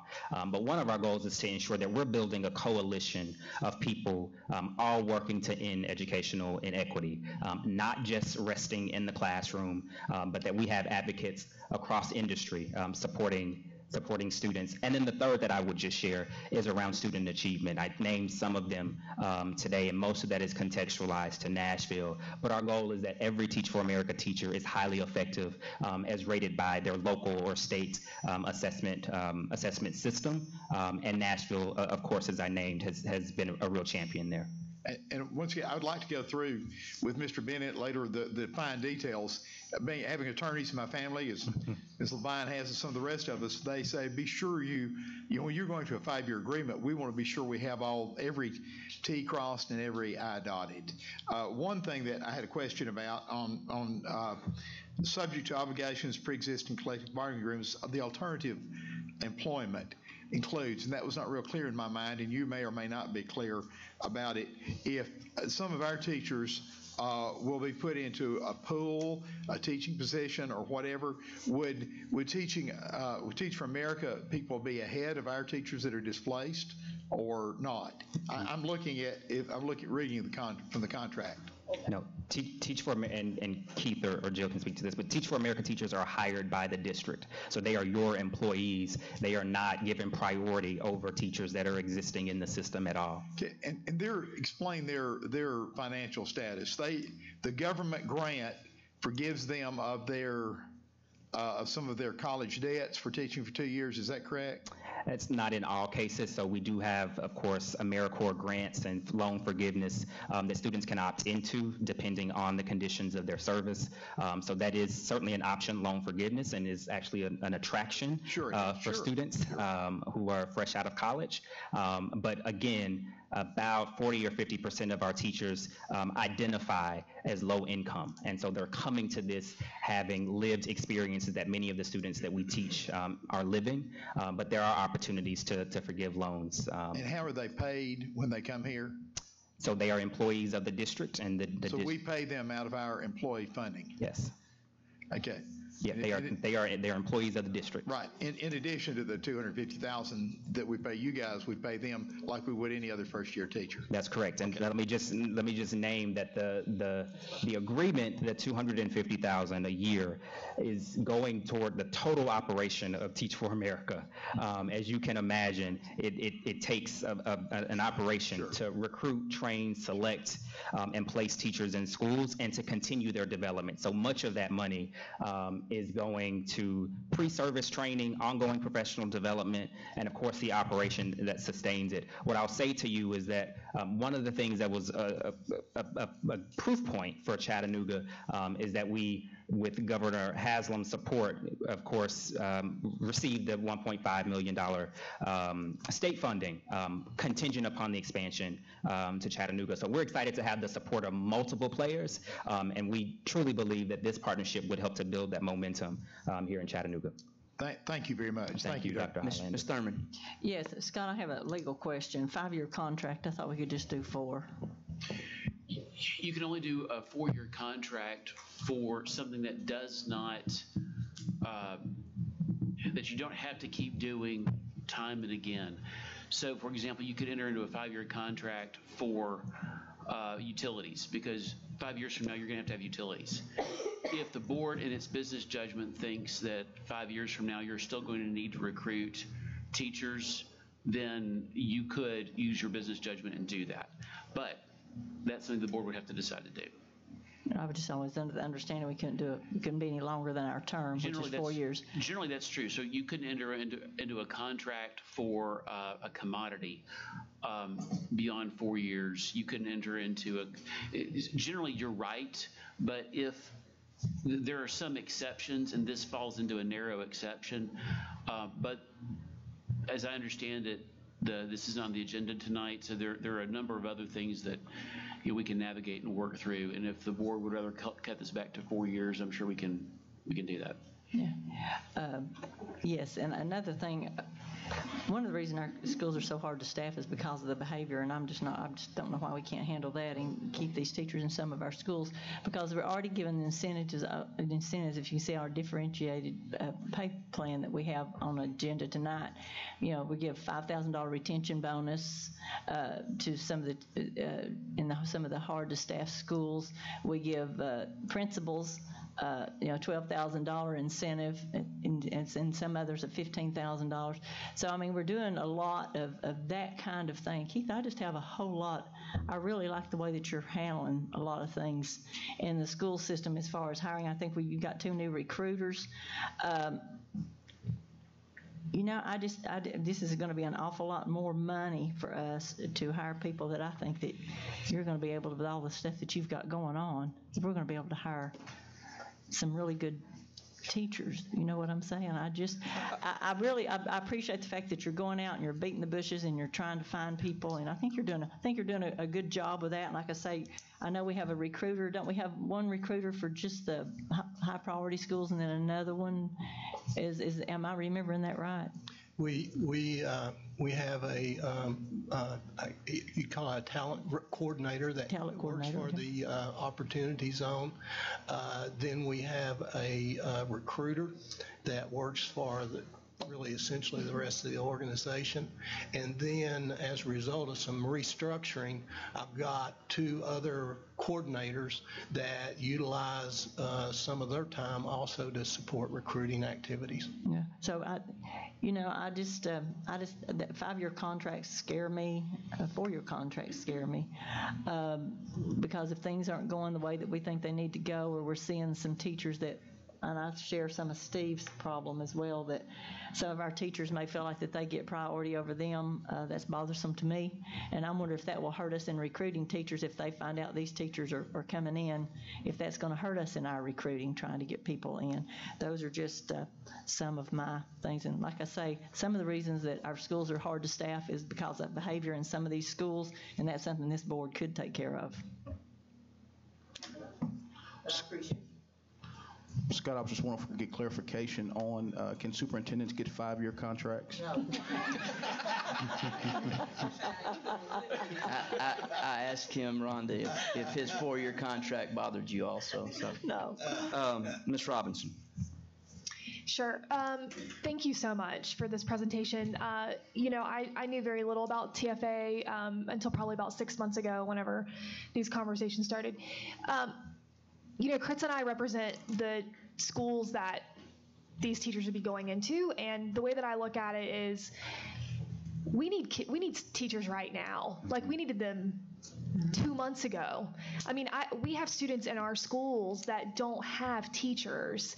And so the way that I look at it is that if somebody's going to have the energy and the desire to get in front of those students, like, by all means, like, please let them come into our schools, because if they didn't go to college to be a teacher, but they've decided they want to be a teacher, I mean, they probably have the energy and the wherewithal to know how to get in front of these kids and really make a difference. And so I'm excited about this program. And, I know that for my school specifically, like, it's so desperately needed. So I support this program, and I'm hoping that we can work through the contractual questions that we have as a board, because as a board, the MOU is incredibly important to us. So just want to simply state that. Thank you, Ms. Robinson. Mr. McLennan. Keith, just a quick question. How many current open positions do we have in the Opportunity Zone? 6 positions. 6. So this is bringing in 15. How did the other, several teachers get placed? what happens to the existing teacher that's already there? So this would be for next school year? Yeah. So so if you look at, for this school year, we filled 751 positions to date. So you just think it's going to be a natural progression? Our attrition, rate was about 26% for first-year teachers. And if we're talking math, science, Spanish positions, then those are hard to fill positions. That if you went and looked at our openings right before school opened, math positions was a difficult to fill job, and we ended up finally getting the last one filled about mid-August, late August. So there'll be spots for these folks, no ifs, ands, and buts. I'll just also add here, this for Teach for America, it really isn't about a warm body. I'm a former principal, and having a good teacher is very different from having an adult in the classroom. And so there are current vacancies. There's an anticipation that there'll be, of course, with natural attrition. But our goal is not to simply staff classrooms. Our goal is to ensure that there are effective teachers in classrooms ready for students on the first day of school in 2019. Ms. Hill. Eric, the 5-year MOU, is that a standard for you all?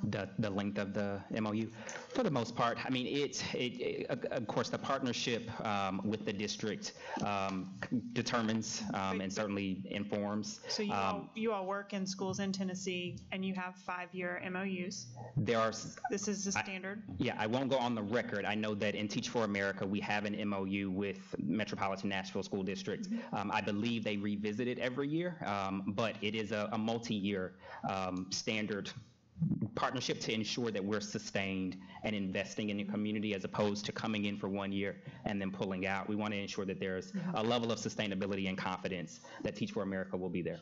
So for me personally, I think the long-term contract makes sense for our students. I think it's the right thing to have a longer-term plan. But I'm a business person, and oftentimes when clients are making a big decision, they want to talk to other people. Would there be references that you could provide to our board? Perhaps there's a superintendent in Nashville, or maybe a hard-to-staff a school in Nashville with a principal that perhaps the board members that are concerned might be able to actually speak with? Yeah, there's plenty of supporters and partners in Nashville. We have 17 alumni here in Chattanooga working in support of educational equity. So we'd be happy to provide the names and contact information of folks who might be able to build shared understanding. I think that would be really useful. Maybe a list of 5 references, perhaps with phone numbers and email addresses. That then, if that were to be provided to the board, then board members who have concerns would be able to reach out to those people and have questions answered from the ground. I mean, I think it's always really great to have somebody that's really there. So I ask that you do that. Thank you. Absolutely. Thank you. Ms. Mosley Jones. So I have a couple of things. One, Keith. Sorry. I know, Mr. Daly, you mentioned in the assets or the incentives that Teach for America gives to those residents who come in, like the loan forgiveness, the AmeriCorps, the guaranteed placement, so forth and so on. So but the salary is still the same as what we would do here. So Keith, with us, when you all are at these you might, and it might not be an actual answer for you, maybe for somebody, actual recruit that's out, but when you all are out at these various fairs and trying to recruit, when you speak with individuals or possible candidates and they decline our offer, if they make it that far, is it based on the salary? Because I really feel like we're not able to offer some things that they're able to offer. Even though the salary is the same, there's still a little more, there's a difference in the incentive. So I guess, what are they asking for? And I'm trying to compare here for myself and for the public. What is the difference between what our HR can offer and what Teach for America can offer that is pulling and able to give them jobs and not get us people with us? Does that make sense what I'm saying? Like, what are we missing? Because I know it's a salary issue. I know. I mean, I talked to a young lady last weekend at my alma mater's homecoming, and she was like, yeah, y'all just don't pay enough. So I know that's already an issue, but what are we offering, I guess, other than that, that would be competition, I guess, for Teach for America? That's one question. I have something else to say too, but that's just one thing to kind of see. So I mean, we get feedback on rejected offers. Sometimes it's salary. You know, hard to believe. Sometimes they don't find Chattanooga the most attractive area, or they want to stay closer to home. You know, it's a variety of reasons. But salary is one of the reasons we get feedback on. Now, what do we have the capability to do? You know, we have our hard to staff school, hard to staff content subjects that we have signing bonuses for. So we have a range of $2,000 to $4,000 that we have the capability to offer for math, chemistry, physics, self-contained, exceptional ed, and then speech language pathology. So, and when we're at one of our recruiting events, you'll see multiple signs on our table that is emphasizing those signing bonuses. But those signing bonuses does not set us apart. Those are just kind of standard across the education system now. You know, that signing bonus is going to exist in Nashville and exist in Knoxville, and some of the schools in and around the Nashville area. And so that we're not really setting ourselves apart from a financial standpoint. We do while I said some people don't necessarily like Chattanooga, we do a great job selling this area, about the growth in this area, and so that does balance out some of that. So that if that answers your question. Okay, yeah, I just was trying to kind of gauge what the difference. Then I do know for a fact the difference with Teach for America is that they're able to pretty much go across the 50 states. They have a national network. They have a national network. We're establishing a regional network. Right. Okay, so that was one thing, but you did answer that. I guess initially when I learned of Teach for America, I was very hesitant. I had my own opinions about it, and I still have some opinions about it as I continue to learn.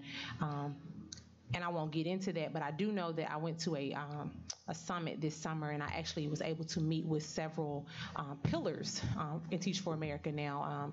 Brittany Packnett, I'm not sure if a lot of people are familiar with her, but if you Google her, Brittany is like all over the country talking about equity and rights and education and women, and she has been she's a Teach for America grad. She's worked at the I don't want to say corporate level, but a higher level for Teach for America. But I've met her and talked to her and sat in a session with her before. I've met several people that are doing the same things that Eric has done, and they have been directly on the ground. And they actually changed my initial perspective for Teach for America, in that their actual presence and conversation diversified and changed my perception. Because when I thought Teach for America, I'm gonna be honest with you, I thought they were a bunch of young, progressive, Caucasian people that want to come in with a savior complex and save the schools. I mean, I really did. That's just my honest opinion.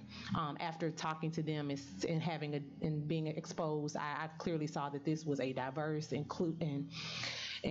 I mean, it was amazing. It just really took the blinders off my eyes. So I do see the pool being different, which did open up for me, and then to see the work that they've done and learn about their statistics and that sort of thing. So I just want to share that with my peers, that if you're not as familiar with Teach for America as you were, because I was like that too, kind of blind to it, really do a lot of research and reach out. I know some people you can reach out to personally that have done the work and still is, but just to give that perception. I think for me, what is continuing to open my eyes to this option is that, like Tiffany said, we represent schools where nobody's running and beating the door down to teach at our schools. I'm just being honest.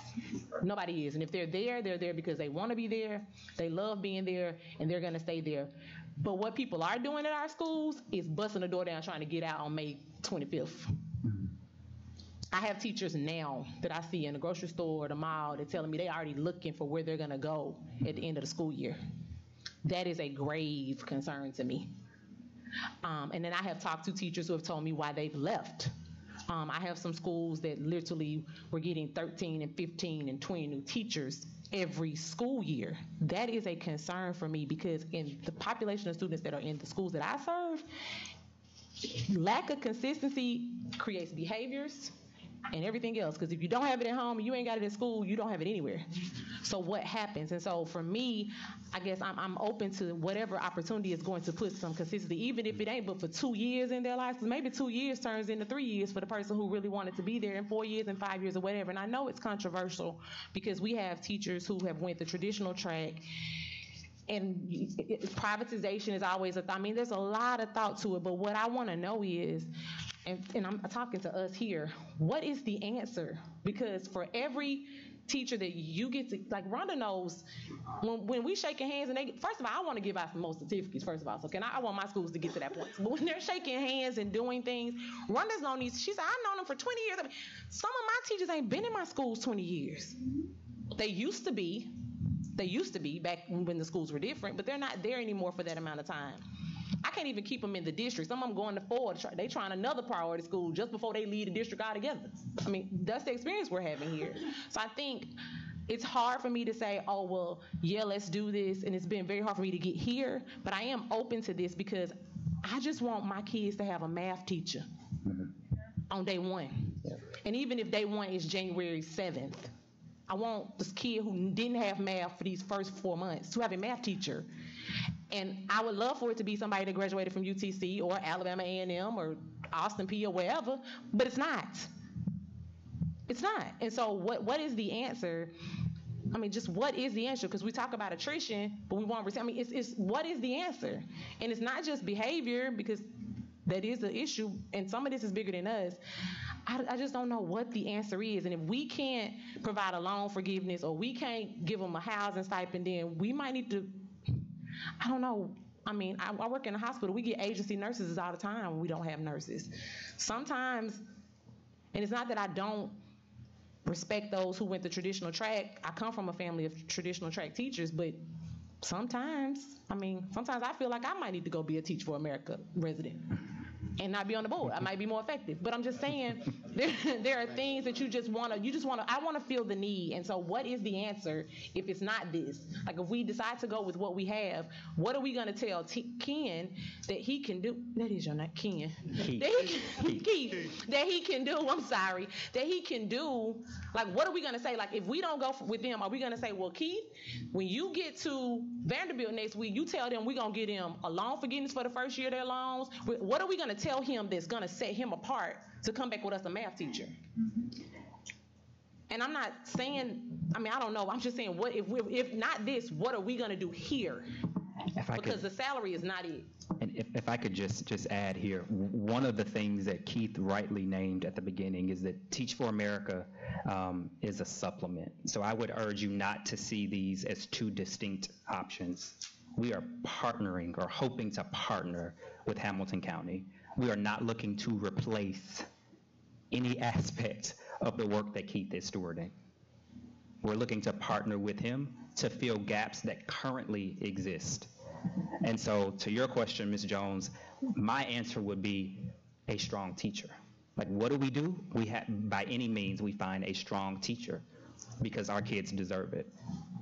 And we want to work with Keith to ensure that the schools in Hamilton County are staffed. And so as you continue to reflect, I just want to urge you to not see these as mutually exclusive, but to see them as partners. Teach for America and Hamilton County working together in pursuit of equity for students here in the city. Mr. Smith. I got a short question, comment. My question is 5-year contract, but it's 1-year renewal.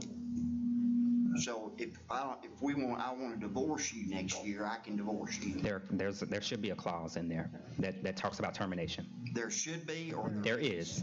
Termination clause. All right. Thank you for answering that question. Just want to make that clear because we're going back and forth about 4 years, 5 years, but if you're unfaithful to me, I can take you to divorce court. That's what I want to make sure that everybody understood. We're not bound forever and ever and ever. Amen. Right? Right. Okay. I just want to make sure that's real clear. My comment is this. I normally don't like the idea of outside groups. Now, we had a transportation, or we talked transportation the other day, and Dr. Bradshaw's not here tonight, but he mentioned, well, we'll bring in a consultant. And my comment to him was, you got consultants. And there are these 40-year drivers you got. That's your consultants. And then it was mentioned tonight about possibly bringing in somebody to help us with closing the opportunity gap. We've got an expert for the first time ever that we're paying good money to, and she's smart, and I'm not so sure we need that right now. But you're different, I think. And here's why I think you're different. I've spent 30 years working with the kind of kids that we're serving in the Opportunity Zone, and that was my career. And a lot of them called me Dad because I was their dad, and I spent a lot of time in those schools. And I was in one of them today, and we've got some teachers, guys, in some of those schools that have no business being there. I'm sorry. They just don't. They have no business being there. And what I learned in these 30 years of working with these kids is that these kinds of kids is that it's not about just doing a career. I mean, it was a way of life. It just was. And that's what it's got to be for those teachers, in my opinion, that are teaching in those schools. It's got to be a way of life. And I'm not so sure that I know one of the reasons that the program that I was involved in that has been so successful, and it's even getting better that I'm gone, is that because of that staff, we were able to find staff that made it a way of life. And I'm about to hush, guys. We started talking about Teach for America. I think, I stand to be corrected, but it seemed like I remember Jill, and several of your reports, you would reference that this was on the radar. Did I hear that, or am I dreaming? Okay. So, you know, if we're not bound for 5 years, and we can walk away if you're not doing what you tell us you're going to do, and it's being paid for out of the priority funds, so it's not affecting our budget, if you will.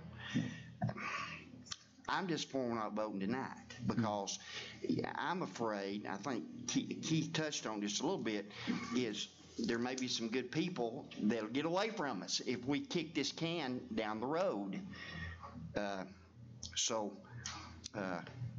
Yeah, I echo those sentiments, and I will tell you operationally, Teach for America has 6 deadlines where teachers can apply and be selected. We have passed our early decision deadline, and we are at our first decision deadline. There is urgency to ensure that this partnership is codified so that folks know that Chattanooga is an option. I will tell you that in cultivating folks already and thinking about Chattanooga, there are at least 3 to 5 folks who we know would be ready to commit for 2019. And I'll turn my light off, but guys, let's don't kick this can down the road. I mean, we got, my goodness, did you say 5 or 6 spots, Keith, that we don't have teachers in today? Is that what you said a minute ago? Shame on us. Shame on us. Ms. Lennon. And that's what I was going to ask, is how many positions do we need to fill, which you answered 6. And my plea was going to be back up on what Joe just said, is that for those of you that do have your questions, if we could diligently and quickly get them answered so that we could push for a vote, because I feel like those positions need to be filled as quickly as possible because we need teachers in the schools immediately. I, for one, know about Teach for America. I see the training that they've done. They don't just put a body in a school. Yeah. They follow the teacher. It's basically, Mr. Smith, what you said, it's a lifetime, it's a commitment that the teacher makes, and they're part of the system, they're part of the community, they embrace the community, the culture and climate. That's what you teach them to do. Right. So I would hope that if we don't make a decision to vote tonight, that if we could vote before the next school board meeting. I don't know. We can't do that. We can't have a call session. Because I think there is urgency in getting teachers in these schools. And if, Keith, if you think that it's a good program, I'm falling back on what Keith is saying, and if he's in support of this, and he's our recruiter, our talent recruiter, and he's been working with Teach for America, I think that everything that I've heard tonight, I'm in full support of it. And I thank you, Mr. Smith, for bringing up the fact that we can divorce you in a year. Mr. McClendon. Just trying to clarify, if we were to vote on this tonight, these teachers still wouldn't be in our classrooms till next year. So we still have 6 positions that are open, right? So just to clarify that, yeah, so, we filled, I think, 221 positions in the Opportunity Zone over last year's recruiting cycle. So when people wonder, are there, my microphone's working, I'm sorry. Well, anyway, I'll talk loudly. So we know we need these teachers. 221. Many people weren't, not many, but we had openings on the first day of school. We have kids now without teachers.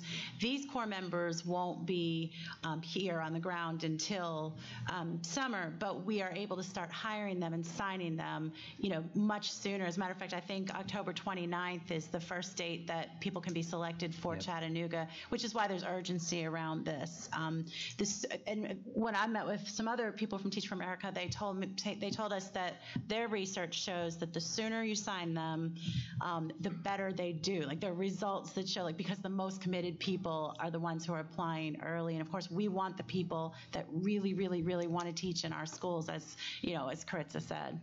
Yeah, I would just add to, there's a process for cultivating these folks, and we want to make sure they understand Chattanooga, that they're able to connect with Chattanooga and not at the last minute enter classroom. So there is urgency here to ensure not only that we have access to the very best, but that we can also do some cultivation of folks to better understand Chattanooga. Yeah, I just wanted to clarify that it wasn't this is going to fix what we need now, but it's going to fix what we need next year, and we still have that problem going on. We don't want you to think we're sitting around waiting. Yeah, that's what I was We're just working trying these to, vacancies every day. Yeah. Just one thing, Eric, that you shared that I want to make sure you really clarify. Governor Haslam and obviously the delegation designated $500,000. Is that right? You had $1.5 million, and they designated a portion of that to under the condition that we would place in Chattanooga. Yep. Dr. Highlander. I commend Mr. Fogelman and his crew. I've dealt with them through the great teachers, great leaders. They've done a great job. I commend you and Ms. Levine and all that very much. And I, like all the others, I want every one of our children taken care of, every single one, every day. Maybe it's just me. I am careful on agreements, and we've had just a few days to look over this, and I'm not saying I'm against it at all. I'm just saying I'm against doing it until I have looked over it with a fine-tooth comb, and that's just my stand. Thank you. All right. I think I'll take my turn now. Going back to a couple of things here in your presentation, Mr. Dudley, and first of all, thank you for doing this. Thank you. Thank you. This is much more than I anticipated, so I appreciate that. On the snapshots portion there of your presentation, in regards to teacher retention, there's a number there that 1.3 times more likely to have teachers staying for that second year.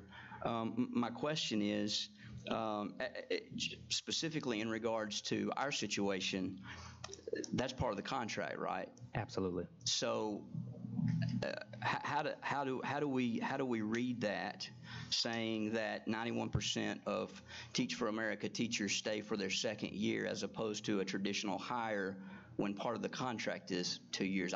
I'm trying to see how that's applicable to comparison to a traditional hire. Yep, so two things that I would say. The first, the highlight here is that Teach for America teachers are 1.3 times more likely to stay for 2 years, which is a net increase compared to Tennessee teachers. To your question specifically, yes, we have a 2-year commitment for teachers who join Teach for America. With any time-bound program, there is natural attrition. Here, that is a very nominal percent of teachers. And what I would say is that the earlier that we can get them, as Jill mentioned, the smaller that attrition will be. And so what you're reading here is natural attrition that is pretty consistent with any time-bound program. But if we are urgent about codifying this partnership, I'm confident that we could get that to be a much smaller percentage of folks who don't complete that 2-year commitment. So what? Obviously, they've signed a contract for 2 years, so how is that punitive to them if they don't complete the contract? Well, they're unemployed, but they're not, much of what Ms. Jones mentioned in terms of loan forgiveness, in terms of other opportunities that come with being an alum of Teach for America, they're of course not privy to because they did not fulfill their 2-year commitment. Again, what I would stress here is that even with that nominal change of 9%, it is still much higher than what we've experienced in all of Tennessee with teachers. In terms of the confidence that I have that we can get 100% of our 15 teachers to stay, I'm very confident, and more confident if we can get them here sooner. So if we can be more urgent and make sure that we're cultivating sooner, I'm confident that we can keep them for 2 years. Yeah. Another question I would have, would you happen to have any numbers for subsequent years? So after 2 years, what's the retention rate? I mean, do you know off the top of your head? Or Yep. Okay. So there are some cuts for Nashville and some cuts for our national organization. Holistically, in Nashville, I believe the number is around 70% that stay in education for a third or more year. That is not to say that they're strictly in the classroom. What we've also noticed is that Teach for America teachers tend to rise relatively quickly in their profession because they're seeing success, and so many of them move into grade level chair positions or assistant principal roles or dean positions, but about 70% of them remain in K-12 education in some capacity. We can certainly get numbers, Mr. Wingate, for those who are specifically still in the classroom, but for K-12 education, it is about 70%, and I think Keith is pointing you to the PowerPoint. Okay. The one comment I would make to that response is entering the classroom and then being elevated after 3 years, that scares me more than makes me feel good. One of the things I've struggled with as a career educator is the ascent, particularly the ascent of people who've not been in the classroom very long, and then are in a position to dictate to others who are pretty seasoned educators what it ought to look like in the classroom. So, but that's neither here nor there. Not that talented individuals don't deserve opportunities when those opportunities present themselves. But and then also, as far as the loan forgiveness program, what's the length of service required for the complete, or whatever the loan service forgiveness program is, 50% of the loan, 100% of the loan. So what's required of that individual to complete that? Yeah, so that program is, of course, stewarded at the national level through the federal government and through AmeriCorps. Specifics, I would have to get back to you. Much of it is contingent upon where teachers are going after that 2-year experience. If they're staying in the classroom, if they're going to graduate school, there are opportunities for postgraduate work. So it's a varying degree of support, but what we know to be true is that it is contingent upon completing that 2-year commitment. Okay. A couple other things here. So I've heard the word urgency a lot. I've heard urgent. One of the things I'd like to talk to my freshman success class about is the difference between something being important and something being urgent. Typically when things are urgent, all things have the same level of importance. That's what has to be done right now. when items are important, they're not urgent because they all have some level of importance. They've been prioritized. And so my question is, why are we now talking about this issue after what you all have already described as the early decision deadline? So why is it now that a vote must take place because we've passed a deadline that puts us at a disadvantage for recruiting or acquiring the most talented individuals that you all profess to be able to bring to us? So why is that now an urgency on the part of the board who,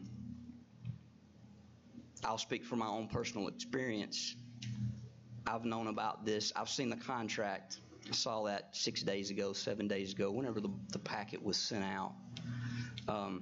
So how is that now an urgency on my part when a deadline that I'm not aware of or been made aware of is now passed and now we're in code red? And if you can't answer that question, I'd love for somebody to. I can speak to why it's urgent, but perhaps Keith or Jill can speak to where we are now. What I will say to you in terms of the urgency from Teach for America's standpoint is that, of course, we have cycles of application deadlines. We happen to have concluded the early decision deadline or on the cusp of the first deadline. And again, our working theory here is that the sooner we can get folks, recruit them, select them, and cultivate them, the more confident we are of their success.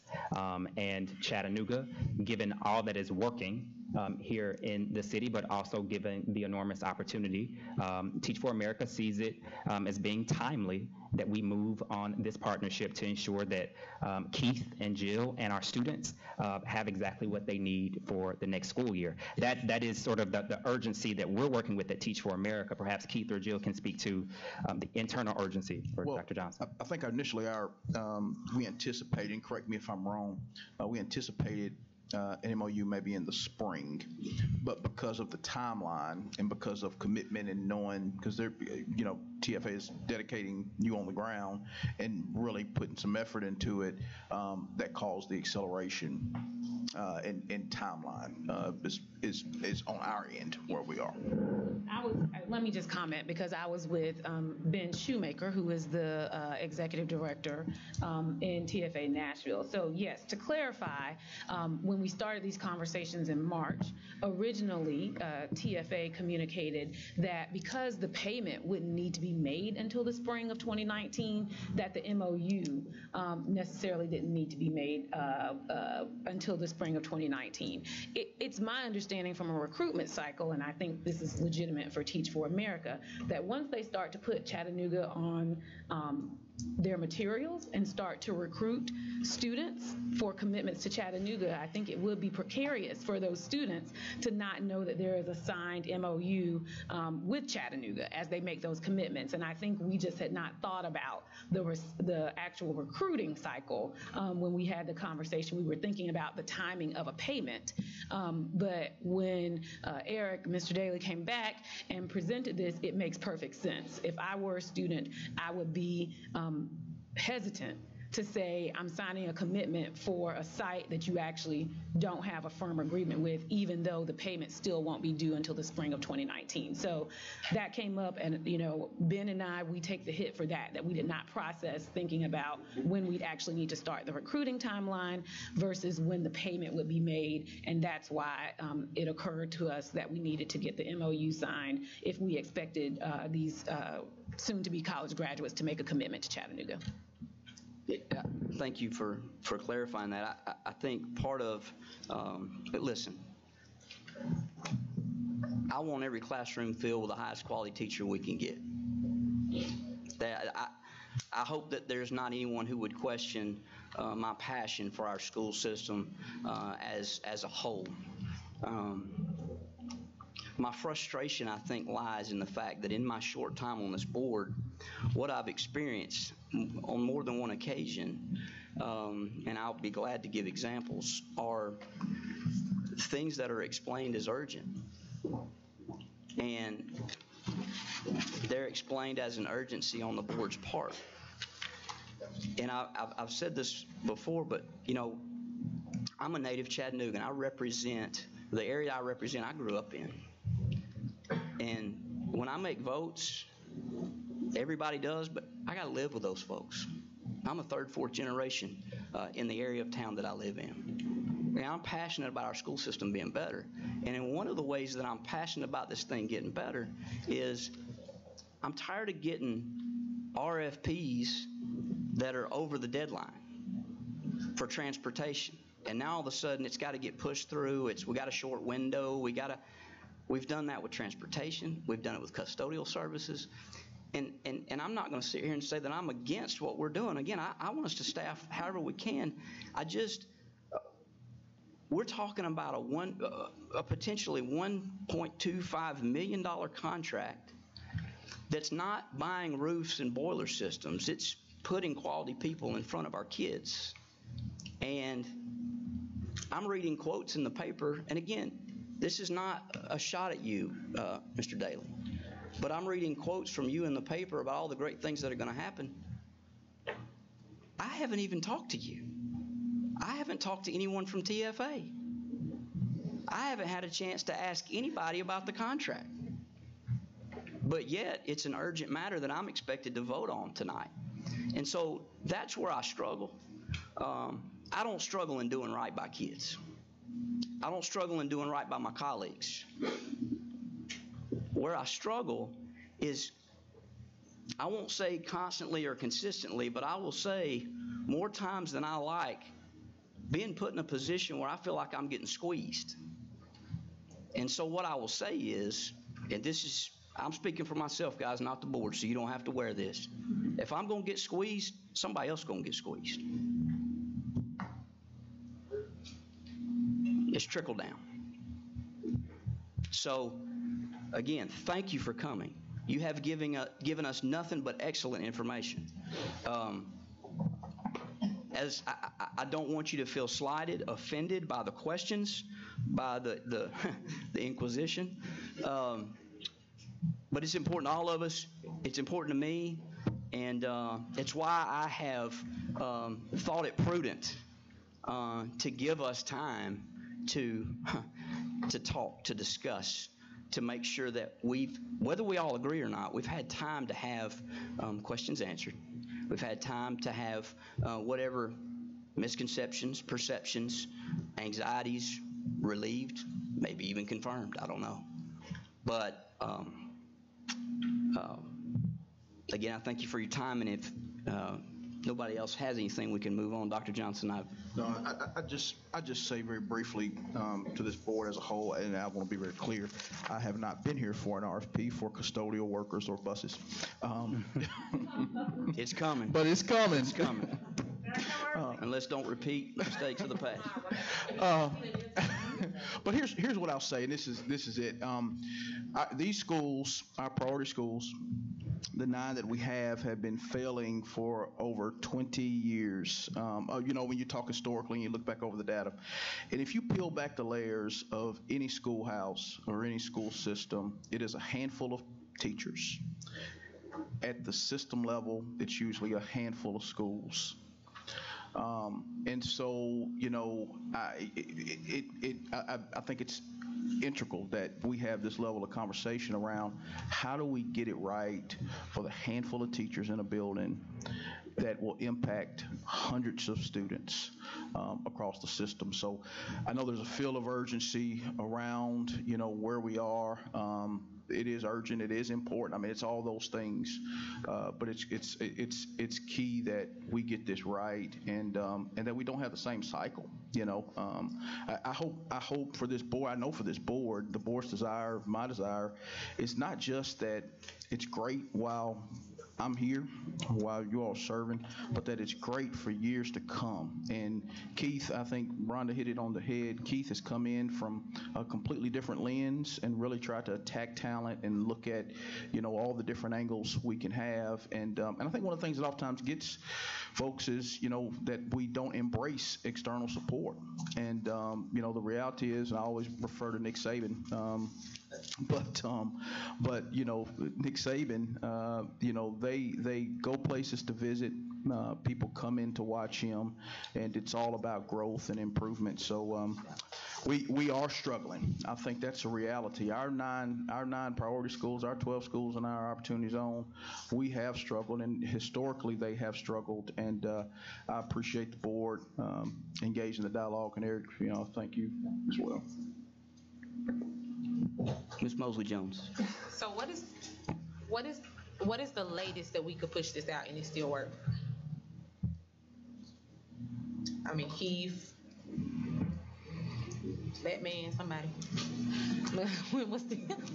Anybody know what's the latest we can push this out? If we did everything that Mr. Wingate and Dr. Highland, everything everybody wants to do up here, all 9 of us, what we want to do. What is the latest that we could do, make a decision, up or down, and if it was up, still get a nice pool of people? Like, what is the first immediate deadline? I think it's October 29th. October 29th is the date when folks are confirmed. Teach for America, the first window is confirmed. Yeah. Y'all listening down there? We'd have to have a special. I think based on what you're asking, we'd have to have a special meeting over the next 7 days. Right. That's probably right. We would have to have a call session over the next. Okay. And is that something that could happen? All it takes is the board deciding to do it. I'm okay with that. I'm okay if we've got an opportunity in the next, before the 29th, to have a more intimate conversation, to be able to have everybody there, to be able to ask what they want to ask, see what they want to see, and vote on it ASAP after that. I have no problem with that. Would prefer that. But again, that's up to the will of the board, and if somebody wants to make a motion to that regard, we'll entertain it. Otherwise, we'll proceed on with the agenda. I'd like to make a motion to have a call session on next week. Do we have a second? Second. I feel like we should. Are you here next week? I am in place, and so whatever you all need from Teach for America, we'll be able to deliver. Because if we have contract questions, we need him or someone else. Yep. They're correct? Or someone who can answer them, sure. Yep. And we also need you, so. Or someone who looks like me. And I also have a question, one more question. Mr. Bennett. Yes, ma'am. I have one more question. Yes, ma'am. This is probably going to be a no, so I really don't care how we're going to vote coming up. But do you have to be present to vote? Like, can I Skype in or something? Like, can I Skype in? Because I have a, not that I'm anticipating, but I am anticipating a death in my family. My uncle is transitioning now. So I may not be here anytime next week. So I'm just saying, if I wanted to be able to, like, what happens to my vote? Will you be out of town? In Huntsville.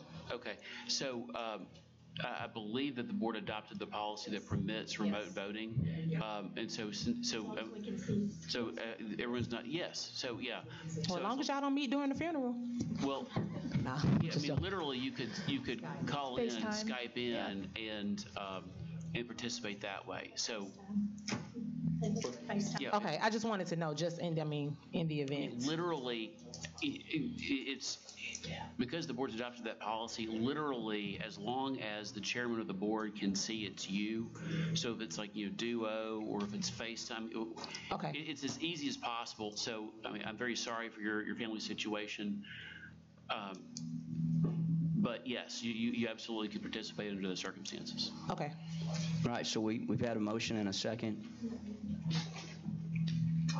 Can we? Yeah, right.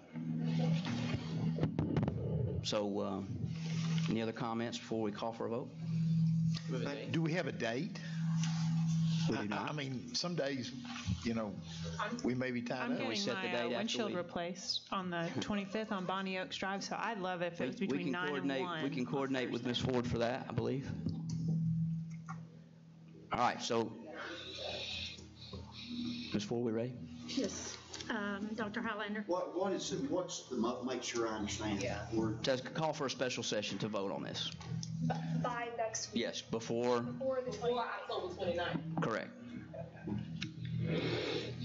Okay, sorry. It's okay. Dr. Highlander? I've got something every night next week. I said yes. Between 9 and 1. Mrs. Hill? Yes. Mrs. Jones? Mrs. Lennon? Yes. Mr. McClendon? Yes. Mrs. Robinson? Yes. Mr. Smith? Yes. Mrs. Thurman? Yes. Chairman Wingate? Yes. Thank you all. Thank you, Mr. Daly. Now we must, do I have a motion to approve the minutes? So moved. Second. Ms. Ford? Dr. Highlander? Yes. Mrs. Hill? Yes. Mrs. Jones? Yes. Mrs. Lennon? Yes. Mr. McClendon? Yes. Mrs. Robinson? Yes. Mr. Smith? Yes. Mrs. Thurman? Yes. Chairman Wingate? Yes. Now, do I have a motion for approval of the consent agenda? So moved. Second. All right, do we have any items that we would like to pull? None? Okay. Ms. Ford? Dr. Highlander? Yes. Mrs. Hill? Yes. Mrs. Jones? Yes. Mrs. Lennon? Yes. Mr. McClendon? Yes. Mrs. Robinson? Yes. Mr. Smith? Yes. Mrs. Thurman? Yes. Chairman Wingate? Yes. That brings us, I believe, to item 9, administrative business matters. That's where we need to add. Hold on, right. hold on. Did That's you where get? we need to add that. That's where it's just. Okay. That's where we need to add the differentiated pay plan. Yes, yes, yes. So we need to do. So we need to do it under this, correct. All right, so we need to do an amendment. right, so Motion. we need a motion for an amendment to add the differentiated pay plan. So moved. Second. Okay. Ms. Ford? Dr. Highlander? Yes. Mrs. Hill? Yes. Mrs. Jones? Yes. Mrs. Lennon? Yes. Mr. McClendon? Yes. Mrs. Robinson? Yes. Mr. Smith? Yes. Mrs. Thurman? Yes. Chairman Wingate? Yes. All right, Dr. Towns Edwards, second final readings, I believe. Yes, thank you, Chairman Wingate. I am going to just quickly highlight all of them so that we can go through the vote. These are the second reads that we're bringing back from the September board meeting. And so we have a second read for the final approval and adoption of Policy 1.01, Duties and Powers of the Board of Education, Policy 1.502, Board Meeting News Coverage, Policy 1.503, News Releases, News Conferences, and Interviews, Policy 1.600, Policy Development and Adoption, Policy 1.802, Section 504 and ADA Grievance Procedures, and Policy 1.804, Drug-Free Workplace. The policies and the language that we've updated along with the revisions in the original language are attached to the board packet. So these are submitted for your approval. Okay, do we have a motion to approve Board Policy 1.101? Motion made. Second. Okay, I think we're ready for the vote. Dr. Highlander? Yes. Mrs. Hill? Yes. Mrs. Jones? Yes. Mrs. Lennon? Yes. Mr. McClendon? Yes. Mrs. Robinson? Yes. Mr. Smith? Yes. Mrs. Thurman? Yes. Chairman Wingate? Yes. Do I have a motion to approve Board Policy 1.502? So moved. Second. Who did? Okay, Ms. Ford, I think we're ready. Thank you. Dr. Highlander? Yes. Mrs. Hill? Yes. Mrs. Jones? Yes. Mrs. Lennon? Yes. Mr. McClendon? Yes. Mrs. Robinson? Yes. Mr. Smith? Yes. Mrs. Thurman? Yes. Chairman Wingate? Yes. Do I have a motion to approve Board Policy 1.503? So moved. Second. Okay, Ms. Ford? Dr. Highlander? Yes. Mrs. Hill? Mrs. Jones? Yes. Mrs. Lennon? Yes. Mr. McClendon? Yes. Mrs. Robinson? Yes. Mr. Smith? Yes. Mrs. Thurman? Yes. Chairman Wingate? Yes. Do I have a motion to approve Board Policy 1.600? So moved. Second. Okay, Ms. Ford? Dr. Highlander? Yes. Mrs. Hill? Yes. Mrs. Jones? Yes. Mrs. Lennon? Yes. Mr. McClendon? Yes. Mrs. Robinson? Yes. Mr. Smith?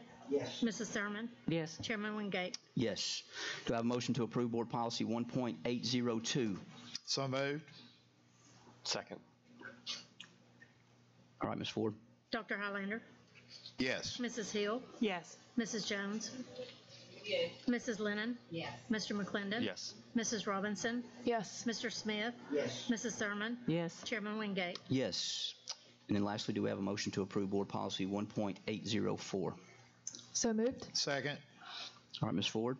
Dr. Highlander, Yes. Mrs. Hill, Yes. Mrs. Jones, Mrs. Lennon, Yes. Mr. McClendon, Yes. Mrs. Robinson, Yes. Mr. Smith, Yes. Mrs. Thurman, Yes. Chairman Wingate. Yes. And All right. we need to vote on the differentiated pay plan also. Yes. So, item 9B, the differentiated pay plan. Do I have a motion to approve that? So moved. Second. All right. Dr. Highlander, Yes. Mrs. Hill, Yes. Mrs. Jones, Mrs. Lennon, Yes. Mr. McClendon, Yes. Mrs. Robinson, Yes. Mr. Smith, Yes. Mrs. Thurman, Yes. Chairman Wingate. Yes. That brings us to item 11, board matters, appointment of management personnel. Dr. Johnson. Yeah, Board, you'll see in compliance with Tennessee Code Annotated Professional Educator Collaborative Conference Agreement that we have to have between 7 and 11 members to our management team. And so we're requesting approval of myself, Dr. Bradshaw, Chief Operating Officer, Christy Jordan, CFO, Dr. Justin Robinson, Chief School Officers, Dr. Towns Edwards, Chief of Staff, Jim Bowles, Principal, and Keith Fogelman to be members of the Management Collaborative Conference and team. Okay, do we have a motion to approve that? So moved. Second. Question. Sure, go ahead, Dr. Hollander. Have you considered, and I do not want the job, but have you considered putting one of the school board members on that management team? Yeah, so we went off of last year's. You want to speak to last year's? What we did, Dr. Highlander, we went back and reviewed our previous collaborating conference team, and this was a similar mix from the last team. And so that was kind of really a guideline that we used in developing this slate of candidates. We had this lengthy discussion when this first came up, and there are some systems that have all board members and no one else.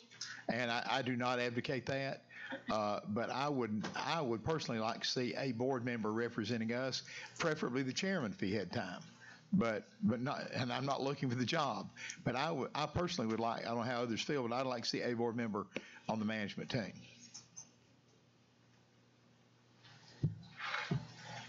You want to make a motion to that effect? I'll make the motion. Do we need to do that? Anybody?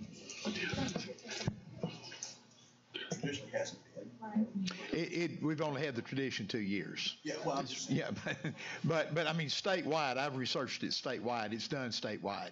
And as a matter of fact, a couple of systems do their entire board does the management. And I'm not advocating that, but I think it's good. I don't care if it's Mr. McClendon or Mr. Wingate. I don't care who it is, but I think we need to have a board representative to let us, so that we can have a voice in the management statements. Mr. Smith. Or woman, yeah. Board member, did I say man? Yeah, you named all men. Oh, well, I would recommend Ms. Mosley Jones, and I would. I was just wondering why I couldn't be a Mr. Smith. It definitely could be a woman. I just wonder if that really fits the job description of a board member to sit on with a group like that. That's all. Mr. Bennett, you want to make a comment? If I may, the code actually does specify that collaborative conferencing is the process whereby the board chairman and such representatives engage in collaborative conferencing. So correct. The way that I interpret that is that the board chairman can be an ex officio member of the process. That's actually in the state definition. Dr. Highlander is correct that there are some boards that do have entire teams consisting of their board. Now, I think if you look elsewhere in the code section where it defines management personnel,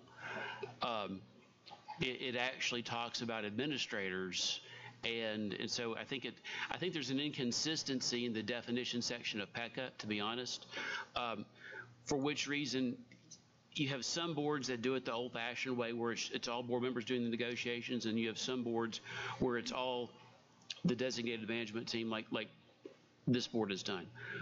But there's nothing, Mr. Chairman, that prohibits you from attending these sessions as an ex officio member to just provide feedback to the board about what's going on. Otherwise, you can certainly rely upon your director of schools to provide you that kind of input. And if I'm correct, there's nothing to keep Mr. Wingate from being a voting member.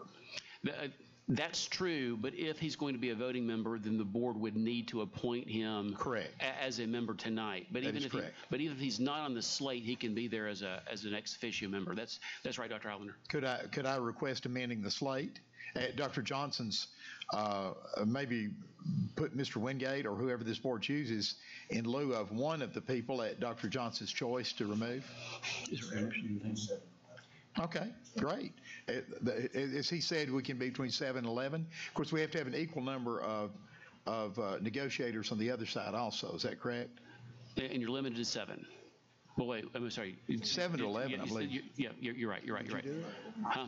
No, yeah, you're right. So the reason I'm thinking about 7 is that statistically you've got to, but you don't have any other organizations present, do you? Okay, so yeah, that works. Anybody want to volunteer for that? I'd like to nominate Chairman Wingate.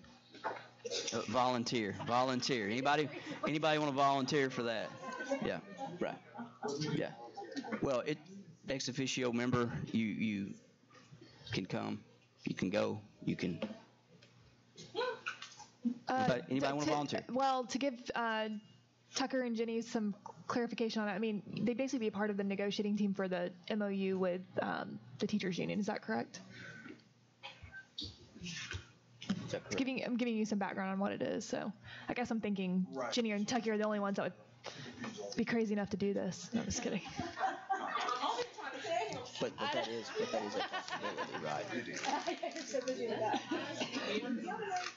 I want to nominate Joe Smith for it. He's in the bathroom right now. Listen, if I serve as the ex officio member, do I have the option, if I can attend, to ask someone else to attend? Sure. Can I do that? Okay, then fine. I'm okay with that. So if he's ex officio, we won't need to displace anyone that Dr. Johnson. That's fine. Okay. That's fine. And I will back you up if you need it. Okay. All right. So we do.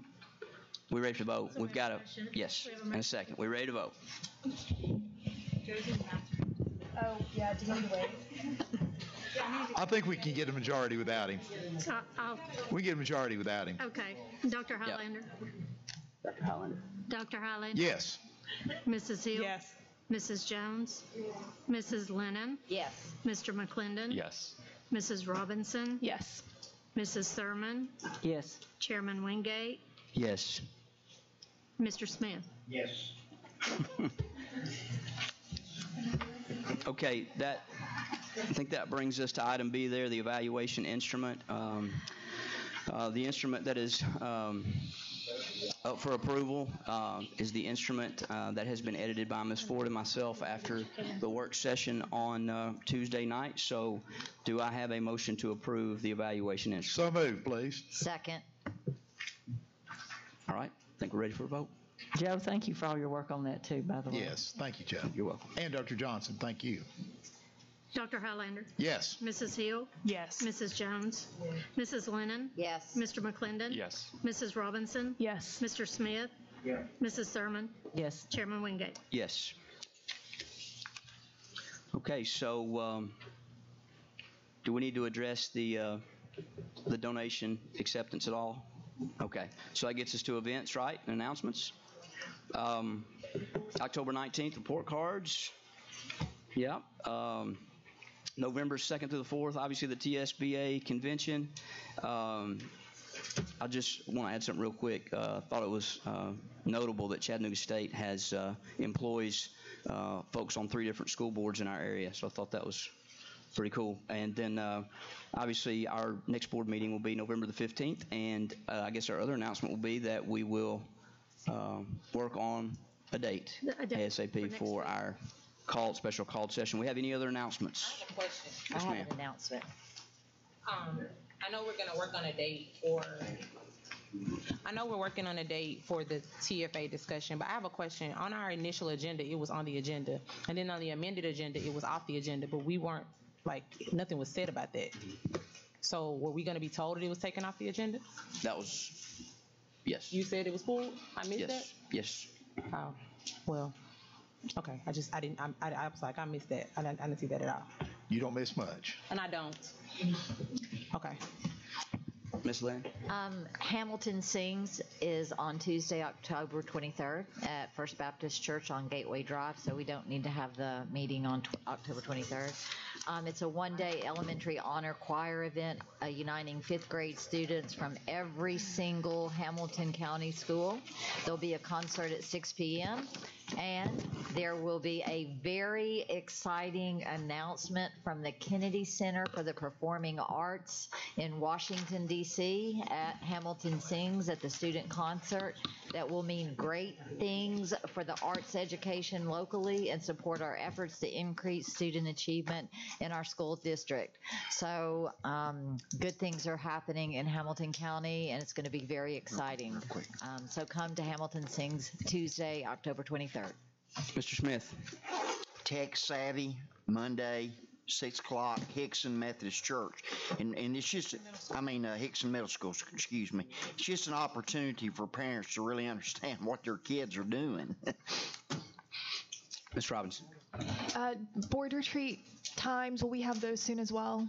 Yeah. Okay. Dr. Highlander? Briefly, I'd like to commend Dr. Drake for wearing her college colors tonight.